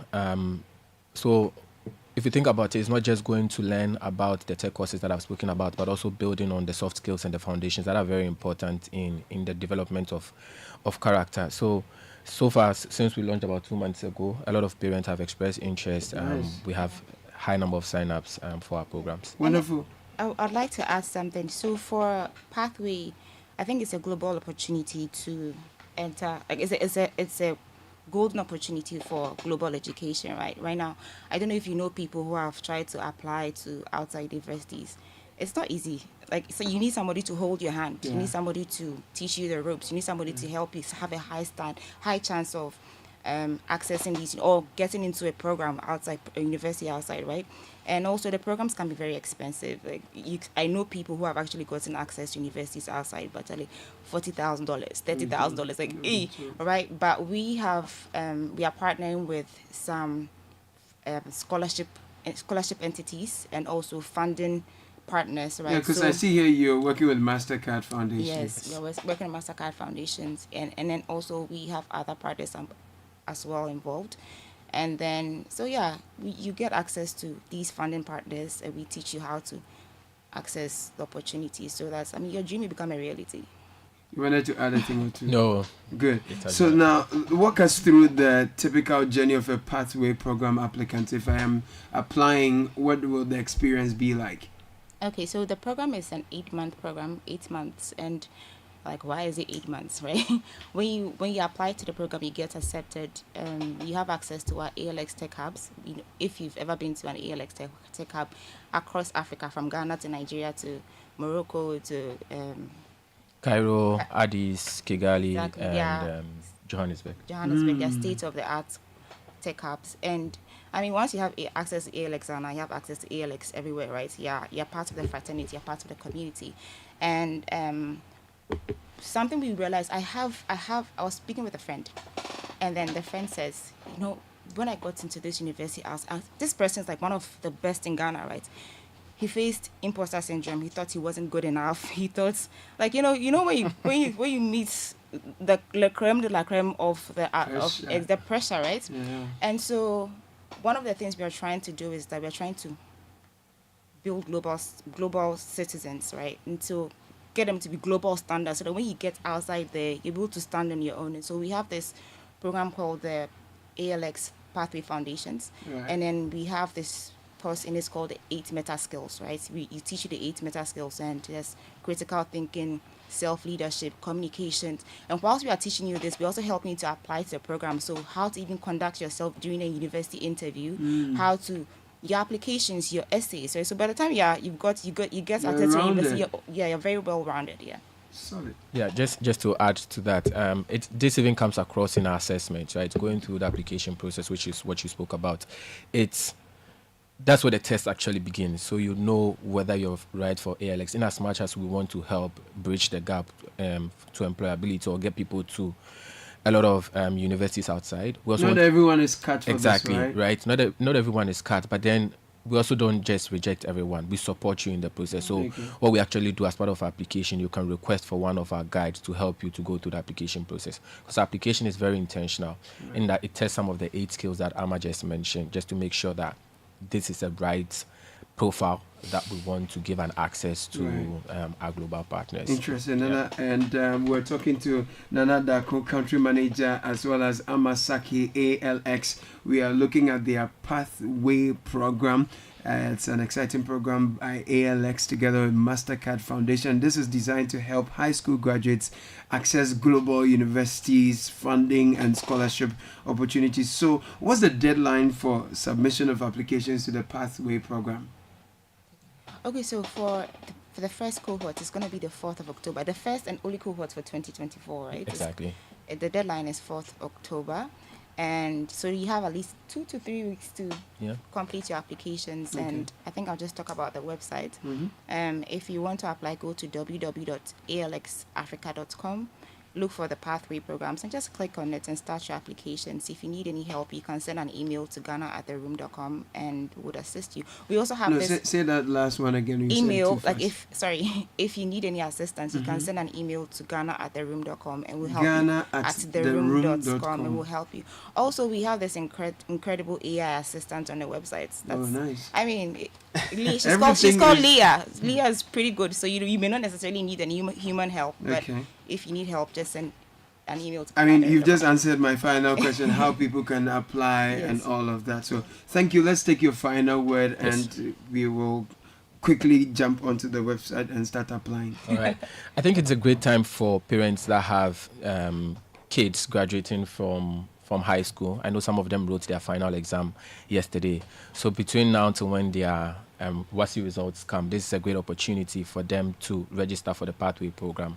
Because you don't need a WASI result to go through you don't need your WASI results to go through our Access University to our partners. You can go to the foundational program the first 8 months without your WASI result. So I encourage parents, while your child is coming home for vacation, this is a good time to get them busy building their foundations before they go to university. Amma, for your final word, it should be a question coming from my friend Selassie. He wants to know when you will extend opportunities in the ALX for 35 plus. This question. It keeps coming. It keeps coming to me. I feel like at a point people will start beating me.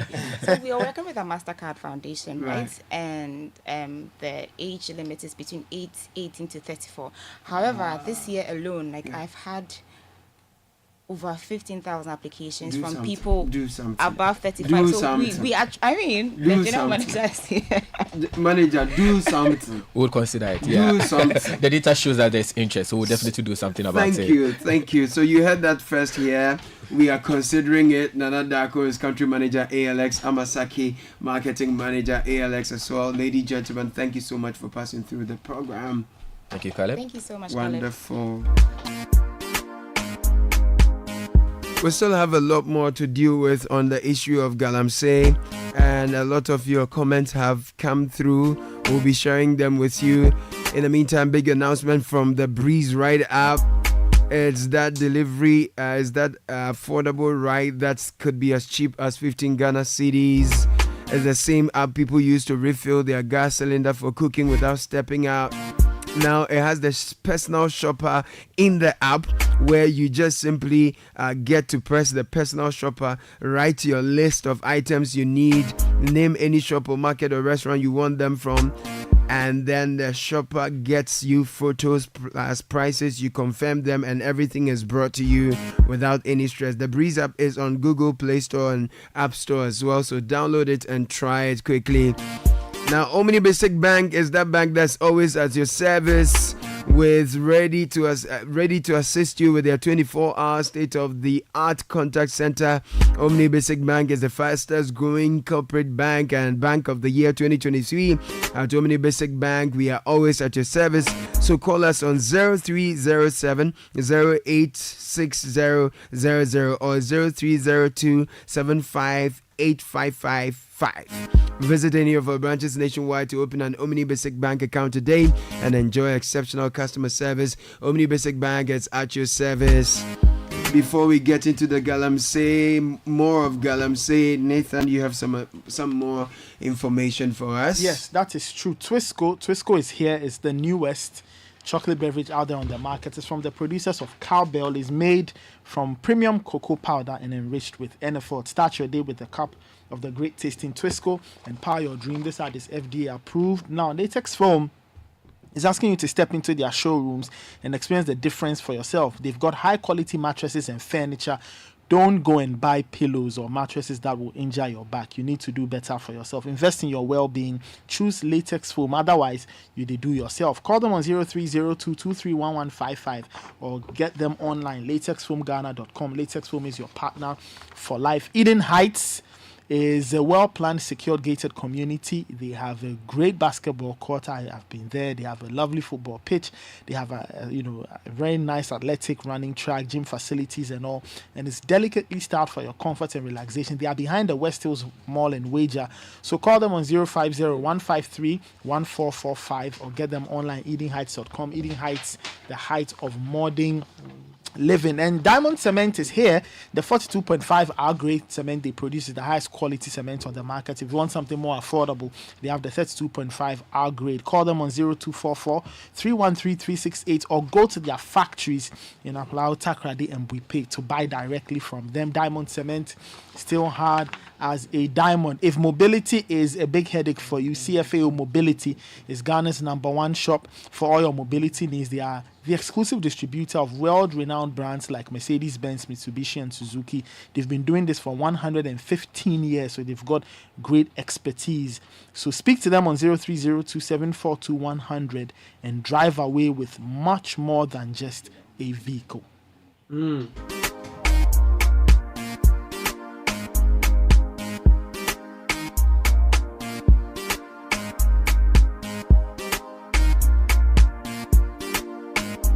We're taking a very quick break. When we return, we'll take you back to Esuom to detail for you the ravaging impact of illegal mining there. Stay with us. This is the Citi Breakfast Show, the city's biggest conversation. Cool draw from 1xBet. Get a chance to win 45,500 CD, iPhone 14 Pro, or 100 bonus points. You can place bets on your favorite sports and receive promo coupons for the drawing. Visit the 1xBet.com.gh website. Use the promo code FMWOW and get a 300% bonus of up to 2,650 CD. Wow promo. Feel the moments of joy from 1xBet. Gambling can be addictive. Bet responsibly. Not for persons under 18 years. This advertisement has been vetted and approved by the Gaming Commission. Hi, Mom, it's me, Kwame. Hey, Kwame. How are you? Mom, I'm fine, oh. Okay. You know something? No, tell me. I'm looking for a complete furniture set for my new place. Kwame, I've told you before, the only one place you should go, eh? Yeah, Mom, but I need a mattress to fit my bed. Ash Foam. I need a bed to fit my room. Ash Foam. What about a sofa where go relax my body? Ash Foam. Wardrobes to fit all my clothes? Ash Foam. What about linens and pillows for sweet dreams? Kwame. Ash Foam. Mommy, I feel you. Ash Foam all the way. For mattresses to beds, sofas, wardrobes, linens, pillows, and more. Don't waste time and visit any Ash Foam showroom across the country or call our hotline at 0243 200 729. Ash Foam. Feel it, know it. The luckiest. Star 712 hash. Luck is everywhere. For everyone, yeah. Here's to the friends who dialed star 712 hash and found no regrets. To the investors who struck gold. To the health workers who diagnosed luck with precision. To the tough guy who couldn't hold back his tears. To the passionate fan who couldn't contain his joy. To the seamstress who turned her hard-earned stitches into a bundle of happiness. And now, here's to you. Your next big win is right here. Luck is everywhere. For everyone. Dial star 712 hash. Now join in the luckiest winning celebration. Every 1st July 2024. Over dial star 712 hash. Now I can to tickets as a group, individual, and now even as a community. Now win is the card prizes are in the community draw or go for the grand draw on the 30th of November 2024. Unlock your luck with star 712 hash. Now join in the winning streak now. Star 712 hash. Luck is everywhere. For everyone, yeah.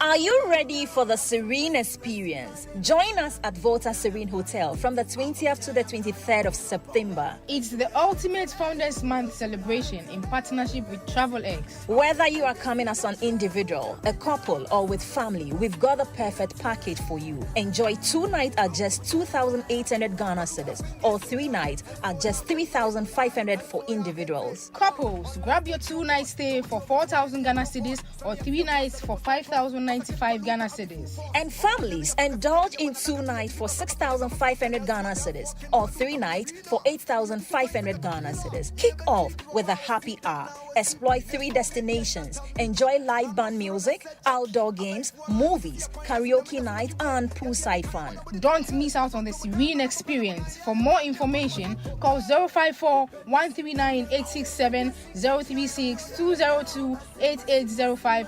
036-202-5243, or 020-503-8763. Visit voltaserenehotel.com for terms and conditions. The Serene experience. Make memories that last a lifetime.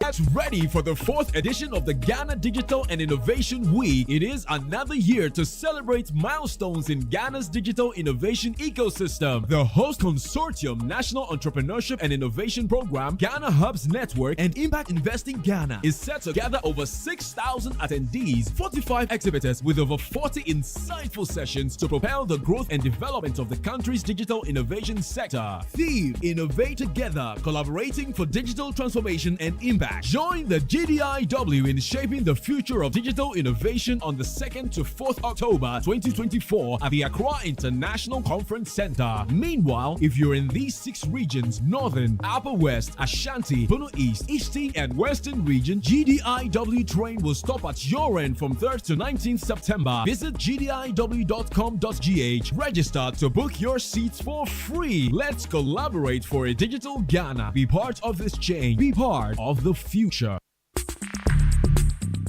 Join the conversation on the Citi Breakfast Show on Facebook at facebook.com/Citi97.3, Twitter at twitter.com/Citi973, and Instagram at instagram.com/Citi973 with the hashtag CitiCBS.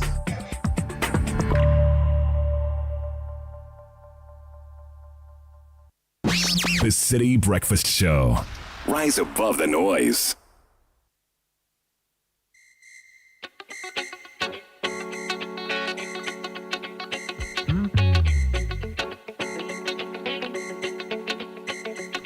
"34 after 9, taking you to a Zoom shortly. But there is a new exciting chocolate beverage out there on the market that's coming from the producers of Cowbell. I'm talking about Twitsco. It's enriched with NF4 with a combination of energy boosting minerals and vitamins including B, C, D, iron and many more. It's available in 20G, can be found at the nearest neighborhood store in a delightful red sachet. It's going for 1 cedi 80 pesos. Start your day with a cup of the great tasting Twitsco and power your dream. You need to get yourself latest foam. Prioritize quality above all else. After a long, hard day, the last thing you want to do is to sleep on a bed that sags beneath you. So get to any of our showrooms across the country. Latest Foam is your partner for life. You've known this for a long time. Visit Latest Foam today and sleep better tonight. Numbers to call 0302-231155, 0302-008499. Online www.latexfoamghana.com. Now, there's great news coming from our very good friends at Coca-Cola. They are announcing the return of your favorite Coca-Cola Original or the regular taste in 300 ml glass bottles. You can now buy and enjoy the refreshing taste of Coca-Cola with the convenience of returning your glass bottles for reuse. Dive into a world of Coke, Fanta, and Sprite, all offered in the iconic 300 ml returnable glass bottle at a magical price of 3 cedi 50 pesos. For those who want something different, you can get the 30 cl or 300 ml recyclable PET bottle at 6 cedis. Visit Instagram and Facebook pages at Coca-Cola_GH. Experience real magic with Coca-Cola's original taste. Are you always on the move but can't afford to miss the Premier League? That's why Showmax is here. It has all games, 380 of them, and you can catch all of them on your phone for only 55 cedis. Sign up to the Premier League mobile plan on showmax.com, create your account, download the Showmax app on your phone, and you are good to go. Showmax is your stadium on the move. Great. So let's go back to Esuo, my friends, and Bernard Avle's conversations with the people there. More conversations on Galamsey. So we're here at Esuo in the Kwai Brim district of the Eastern region. We've come to see firsthand what's been happening in this very place. Now, if you've been following the news, it was reported a few days ago that the youth of Esuo had chased out some young people working in Galamsey in parts of their community. We've come to one of the main sites where work had been going on, and I'm here with Anatufo. Anatufo, what have you seen so far? Well, Bernard, I mean, if you're traveling here, we've done about 2.5 hours from Accra to get to the site actually. But of course, when you're traveling here, it's your typical out of town scenery. So you get the greens and all that. The road not too good. You don't see too much activity while traveling. But when you hit the Kede itself, that's when you begin to see life bouncing or bubbling in the community. So it gets busier when you get to Kede, and then you begin to lose the greenery as well when you get to Kede. So ordinarily, this is what you would observe traveling in here. Unlike the Ashanti region, when you enter, you would see earth-moving equipment, even along the main roads, but you don't see that here. However, what stands out here is the Wellington boots. I don't know if that's caught your attention and what that speaks to you or says to you. There's a lot of sale of Wellington boots. Exactly, yeah. Well. Now, Kwai Brim is, of course, Kwai is forest, yeah. Right? So it wasn't surprising to see the green, but I was still impressed with the amount of palm trees that we drove through to get here. I haven't seen the size of palm I've seen here in different places before. Did that come to your surprise? Exactly, and then it tells you how much rich the area is for growing of palm. And to some extent the teak that is used for the rubber as well. Then you have some cocoa. So there's palm, there's cocoa, and there's rubber. So it's three of Ghana's most important cash crops grow together in this area. But we are here, and this is one of the sites where mining has been going on. Of course, Esuo is being in the news because young people say, no to Galamsey. But what we've seen so far, even for you who's covered some of this, it must be shocking. The size of it is shocking, and it's scary as well because if you look at the size of this place, and we are being told that this is just one of the sites, and they said it's not the biggest, and this is not even the biggest. Not the biggest, and this is what we are looking at. About 3-4 football fields. Yeah, and it's really scary. We walked for maybe 10 minutes exactly from where we parked. So we are not really deep. Exactly. We're also told that this place is a place they finished and they're moving to another site. If it were a proper mine, this would have been decommissioned. Yes. And it would have moved to a new site. Yeah. So I don't know what you're thinking. What's on your mind in terms of what you want to find out now that we've gotten here? What are the questions on your mind? I just need to understand what the place looked like before work began here. We're seeing a number of, not necessarily pits, but dugouts. What it means, what it represents. There's water here.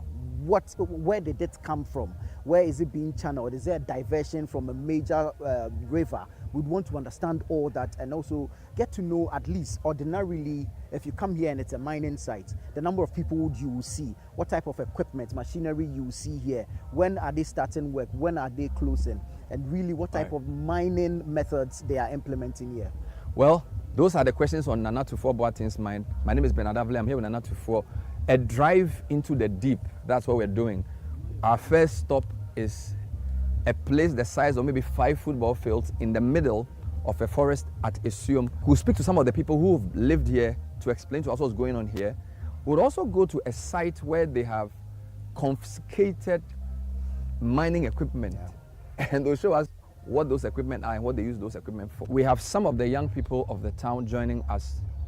First, to explain what's been happening here, because it's a bit shocking to see what we have here. Pacho, and tell us your name and what do you do here? Yeah, I'm Dominic Force. Okay. The incoming Asafuache, but I'm starting me doing the intino. Me go so. Into from Dominic Force. How long have you been living in Esuo? Since childhood. Since childhood. Yes. although I've schooled, I've been in the tertiary and stuff, but you've known this area, very this well, place. very So, well. when did this place become like this? Has this always been like this? When did this place become like this? I say 90. I say who sabeni adin na wo no. If I say 2 years ni ana you start with this Galamsey Jumano. It's been 4 years. But you starting with the year who says no. You started the baby near the machine being a assassin ni into amana. Kromana na shase near this machine na good na ya fuma gudia no. Ansa na ja ye kwaso na experience no ne ade ne ba mo ana ehu de ehu sisi aha say yi de na senam di kankan na abe ana na ewo wo ha na obenya bobe ni ade ni ewo ha na yempanyifo eyi ahemfo me asote se nkofo bi aba om so omkura paper o cheso mbetimi aye mine adwuma no awe krom ha yanso ajam ni etwahia ye krom ase adwuma ekoso bebre na aye ekwadwuma enti I may sorry for me to use this word say the illiteracy it's let's say it's more in assume than the people that are schooled. Enti no yam buy am say more papers. Media na me ni ase mum empanyfo question ho papers no some mark man hu yo some one am come there so yet and some papers some more hu kwan some be adwuma no ampa yo mu ani hu some de excavators trauma mo friend Alovia tinache se omba be start sa Alovia adwuma ye ne empanyfo boss de akwa enema gu akwan mu ehọ ne ehun se ye kro na nkasa no ensuo na ye sabinom no enum mum na omoye man no ensuo ne de sai ensuo ba ye wo ensuo bebre wa sei ensupon ada sei eye ensuo apem one yesuo oye ana ensuo ehun wa sei eya mansu ye okran ye oboma ye wo abrewa ye wo bebre esuom no esan se na mo ensuo bebre and kanina na mo ye mo mind no na enti se dabi enti ahe gine na abedua wo ha enti omo ya den tutu ndua no machine be no body tutu ndua no how did they do it excavator ne bae no ana omo ba mti ye de aja ne ye hu bi dan ye de akire bae ti wa ni tuase na excavator si ye na adwuma so mu akwa to baabi so mu akwa to enti ndua te se omo akwa etutu ni nyina tu ase me pa cho mu twa mo be hu se de pa mic no no kasa wo se sen cho butu we di hwe nchen ya wo be hu se abe na wo mutu ye ni nyina ebi na adede da ho no eti na ma amna me na de damu na na asesen omutu ya no omutu abeni free so na afi omo di asase no omo hipu asase no na omo asagu eye trauma onum na ensuo da so a ewo hye a blanket ni ade sase a eho na gold no efa ema omuyi inta haya ye be omo yi machines na efi ha inta omo yi adwuma na ewie omo yi adwuma no so young youth no ana ye be stop omo adwuma no se eniema omo ye no ya hwe achiase a amana bebre da ho ya de anim mine no ho hwe se also wo people ye fa ye kura bi hu sene esitie enti no ya hwe sene amana efie nso ani agwasa oto ani amu abehu na ya jija amana se ya to ase a it's a threat to the community enti no na wo se ya hwe se omunchi na omunkata ani ade ani nyina no ye be mo magye adwuma no ene hihye na omo ne oman ne koye no yan youth no e wo se yehu because ye kro no yan tran se ma sika e ma kro nim na ye betu sika na wie na kro no atise ne etie na enti ye fato yan wo se da bi ene be mo magyai na ya hwemu se papers e kro mo no e ye papa ana say adwuma no omo ye no ba bi omo ye no eye so ombe ye adwuma no ho enu ti na ma ye di sa adwuma je ade ba ko so mo sha se ne kroma na ase ye mining surface level mining top na but as a way there otumi say sika kom yes it is still a kroma na edi sa adwuma ya na sa hoho na aba be di sa adwuma e pa cho eye ahoho ana aba hu eye ahemfie empanyifo omni oman ni bi ehia emum de ye tena ase ebobo ho nem say kensua na mo de anke ye wo I think say meters bi a ye ja ansana why mining but we dey hu ne sa nsuo na mo ni mum ana omodi dwuma no nti nsuo we nsuo amonum ana first na nsuo amonum ana nsuo we nsuo keka eye nsuo a yanom nsuo a yana na ohima sebi wanya ne ba bi ko na ono onimse nsuo ye obatan nti ono so ye obatan no nsuo no dwan to an natime aboa kuro no se bia be ye obi akwa wo so na ne bafrim ne sa ne ma no oba se okwapam mu na wadi dwumadi enti nsuo a atrefa ase akuafo sanom okotire ase a akuafo esa enum na udi kan shase no now say emme na wa ha but see ehun say nsuo no ade de musa ti na chese omo shase adwuma no omo divert nsuo no fi ba bi na be da ha na say omo tutu fam na nsuo na fi fam abasoro akram da ase nsuo no niti efi hai ba bi amani kire yi ana eba enti wa hu nsuo eba wasan ketimi teneko na obi timi nya bi no omo pedi ayo omo adwuma nti omo sisi nsuo na kwan no nsuo ni timi ntini biem nti is it good now nsuo we ekodu River Brim and it's just a separate stream is it a tributary of River Brim nsuo we ni nyina akọ ekobo nsuo pon apem emu no so e de kọ Brim ene nsuo a nti ba cho ye fro sen pa cho mi de ekoba asem na oka na enokre me pa cho ye enokre nsuo ya asem oka enkra na metimi aka ho asem kakra me di nwa dance ye la dance de ni sen esuo mu am se ne ye wo me esuo mu na mete me ne akwantu se adwuma me ye no se bi eye kura adwuma na me ye ne nam ya gbegbo spray aye adwuma e wo bush no e fa se edua be edua tosode edua banche se ne ma na se bi ebi konkran ebi konkra kesiem a omudi no ye fa sa ne ma nyina ensuo no yensuo ya ne fa se ensuo no e de bo spray emenya nya sa atosode ne ennuane na ye die no na mmom se ensuo we ne yensuo a ye fra na amamensu no efiri ha mu se da kro no ma kokosi eye ye clinic no ejansin ba bia sa ensuo no eda a efiri ho no ma na ba na se besen kobo eye esuom apem ebo krankran na krankran de efiri am se akọ achem abam ekọ abam a esa kwakobo eye bremu na eda echin so no na da kwakoba sa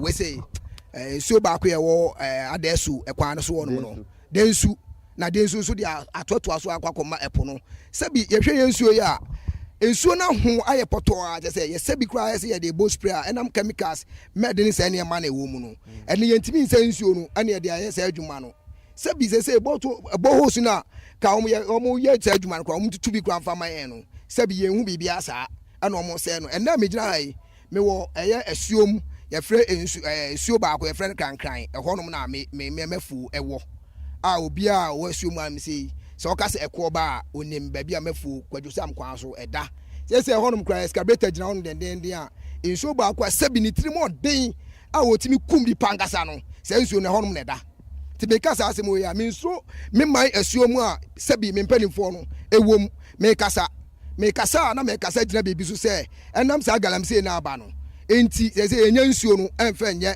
ye bush adwuma no mesre nananom ene se oman no youth let tu ye nwasi wonom se ye se ye beji oman no se wonom de ye galamsey no ye pese ye tu ase ye enye obi ana ye hye se ana obi na ema ye ska se ye na mekasa na mom no o me ye ska ye de be se ebotom da bi sabi me komafo ma na se sorry enye obi na ma me ska se mfento aduane ni ana maba ha no se mesre me sambo action na mo ye last week no na mo nsoro say minus no ombe to me I am baby because my atise se oko baby a ebi mu ketetuo ni nyama nti mo ye den to me eje omo materials if you omo sem. Okay, that we dem da say what kan baby kakra dey na ye course our operation no ahanum baby ejina hai aya brought no o hwe free ahanum say to free a metimi aga just say 200 meters square and do 200 meters and do from how to efie ahanum say ni ekwan bi a na akuafo ne fa o hwe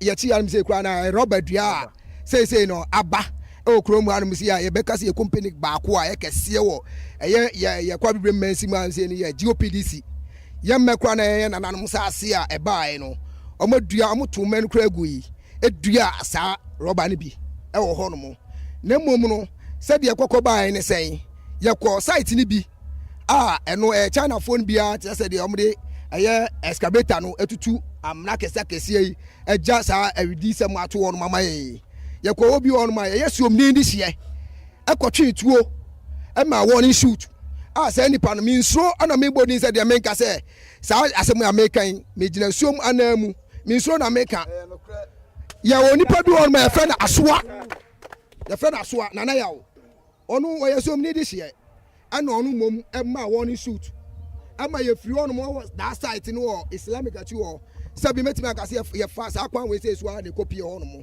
ya the cars moto abobo ya pragianum sa na mane nyina o man na sorry gidi na mo te say ahen don man he adom there at least mentimi aha mani akakra na don buy at least 8 to 900 there e kroma no bunya mabnu ema epanifo ni nyina bi aka ho mrewa nyina aka ho ame ye ko na se ti se ba bi e gyina sisi amansu wo hwe me ya atoto agu form one me say no ere dia asase ro be ka se waji hu ska o na mom ye da ache no ye say by 2 years time no wo hwe a ban tete ba ko ye betimi ato ama nipa be 50 cedis e be ka se ade tira no boy den enti sa asase ne ese no no ana ema sa ne ma ne ba na mom sa ne ma ne ba no ye hwe sa de na ye mpese ebedu ba bi no by 2-3 years coming ye mpese ye ho be kire yen sa ho kire ne sa biem enti na ma emabu no ye solitaire na so ne de na America ne se ye kwa no ye asuomni ba san ko ka ye ho nan kasa de mo no ye se ye ako atia Galamsey ne wo atim asuom no ko timi beka no ya beka ye ho enam so ne ga China for na nam nti no ye tua ne ka bosumi bia na mudu ho no eye butubutu ana after one shot then they see me pa cho after one shot no excavator driver baako na oti machine no man stop on say you to stop on say on jai machine na o use no ondum ayin kin no excavator driver no efa ni boom no e bucket no e de cost say wa we be man bra ya so ani face kakra bet na kwakwa say sabi enipa dom o man no e na aba eni o ba be kasa no dum machine na o so onum no enti kwakwa say no e so obe pra obi ama yen so ohwa efom am say afre bibi dofo se metimi afa bi kra na afre say dofo no any sa de we ama boys ni bi so toyi ama eka excavator driver ne bo e hon modum machine no ama ahwe pani na owo mu no e na ka chance wa anyi tuo na mfiri eye ni security mine na ofiri atimasuo ma afre na asoa no ensemo a sa nipa no ye nu obi ka ye beji tuo no chema se tuo no se wo 80 rounds kwa no beto a entimi nkum nipa dom na aba site anum se ni baba esa adwuma no ama ni pani no agi tuo no efiri ni nsam yetimi fa bullet na eye metimi aka se frɛ bibi chene for etuo no esenga no bullet na ewom no ewom 77 bullet e borisi no saa de ni bi na eye den ewom ama e fa de be report to asuom police station amne e ka se enkonkwo ti se nipa ne mbra but sampani for no ye hwe animu no omuso mo beba yesi se no dia ade a ha ye titru ni se saa mna na ye awidie sem e ma ye kwan ye fa so ko ye mfuom e wo asuom krodua mo am se ba bia tu Galamsey amna ne bia no ye pamuchon omon frili amna no emfa ma yen ya ka se e bia se ba am se no machines no ba ko krani anum se ya ye hu wa hanum se machines no ma se da kwakosi enwura mu a ene ye ka media me asem America me ekwo ba se me ka me na mafom kwa so na wa ready so be kumi no I'm ready for you. Hungry man say fix the country. Belle food say fix yourself.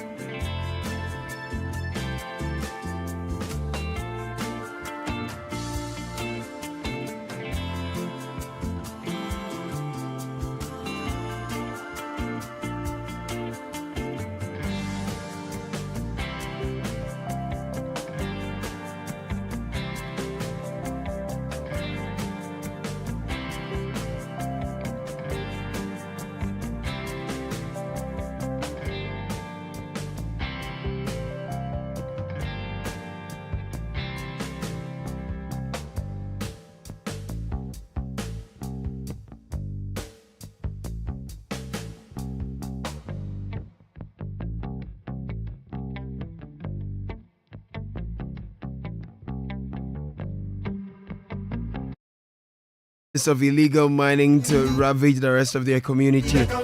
Very eye-opening conversation between Bernard Nana Tufo-Boateng and a youth group of Assume, right? Yeah, in the Kwai Bibrem district. A message came in earlier. It says, if the sick chief is around, all of us listeners should do susu at Citi FM and take this man to the hospital anywhere in the world. This is the chief who rejected 500,000 Ghana cedis and an offer to be flown to South Africa for treatment. There are more messages, Nathan. Yeah, this one says, what strong leadership from the chief and the people. Let's all contribute to the chief's health. He and his people have shown so much leadership. A virtue that the leaders we voted for obviously lack. And you quote to the chief and people of Gema. I mean, you listen to his voice and he sounded really sick, but yeah. Edmond from B Hill says, for a chief to reject over 500,000 cedis from Galamsey, he needs a citation and award for putting the lives of his people above greed. Okay, so that's one that's coming. This one says the illegal mining is a death trap. Galamsey operations have now entered the Ayinsu River, which supplies water to Winneba, Goma, Porting, and surrounding areas. For the past week, Ghana Water has been unable to give us water. Let's arise as a nation to stop this menace. Gideon from Goma, Porting Junction. Right. Building mansions after few years. Now who cares about the confess? And each man living for himself. We say fix the country. They say fix yourself. Fix the country. We say now. Hey, tell me who be the country? Me be the country. And you be the country. Fix yourself. Kala. We say fix the country. They say fix yourself. Fix the country. We say now. Hey, tell me who be the country. Tell me you be the country. Fix yourself. At top of the hour, thank you for listening. We keep the fire burning. Thank you for joining us. Bernard Avila started the show. I was here as well. My name is Caleb Kuda. Nathan Obudai Kwa was here together with Godfred Koto Boafo. Show was produced by Fred Tete Jabano, Sheba Bani, and then also, of course, Edwin Kwalkofi was on technical. Godfred Abeku Odum, the richest man, was on technical as well. Thank you. Now, though, Adra Tinkroma Domina is in with the news at 10. Good morning, Adra. Good morning.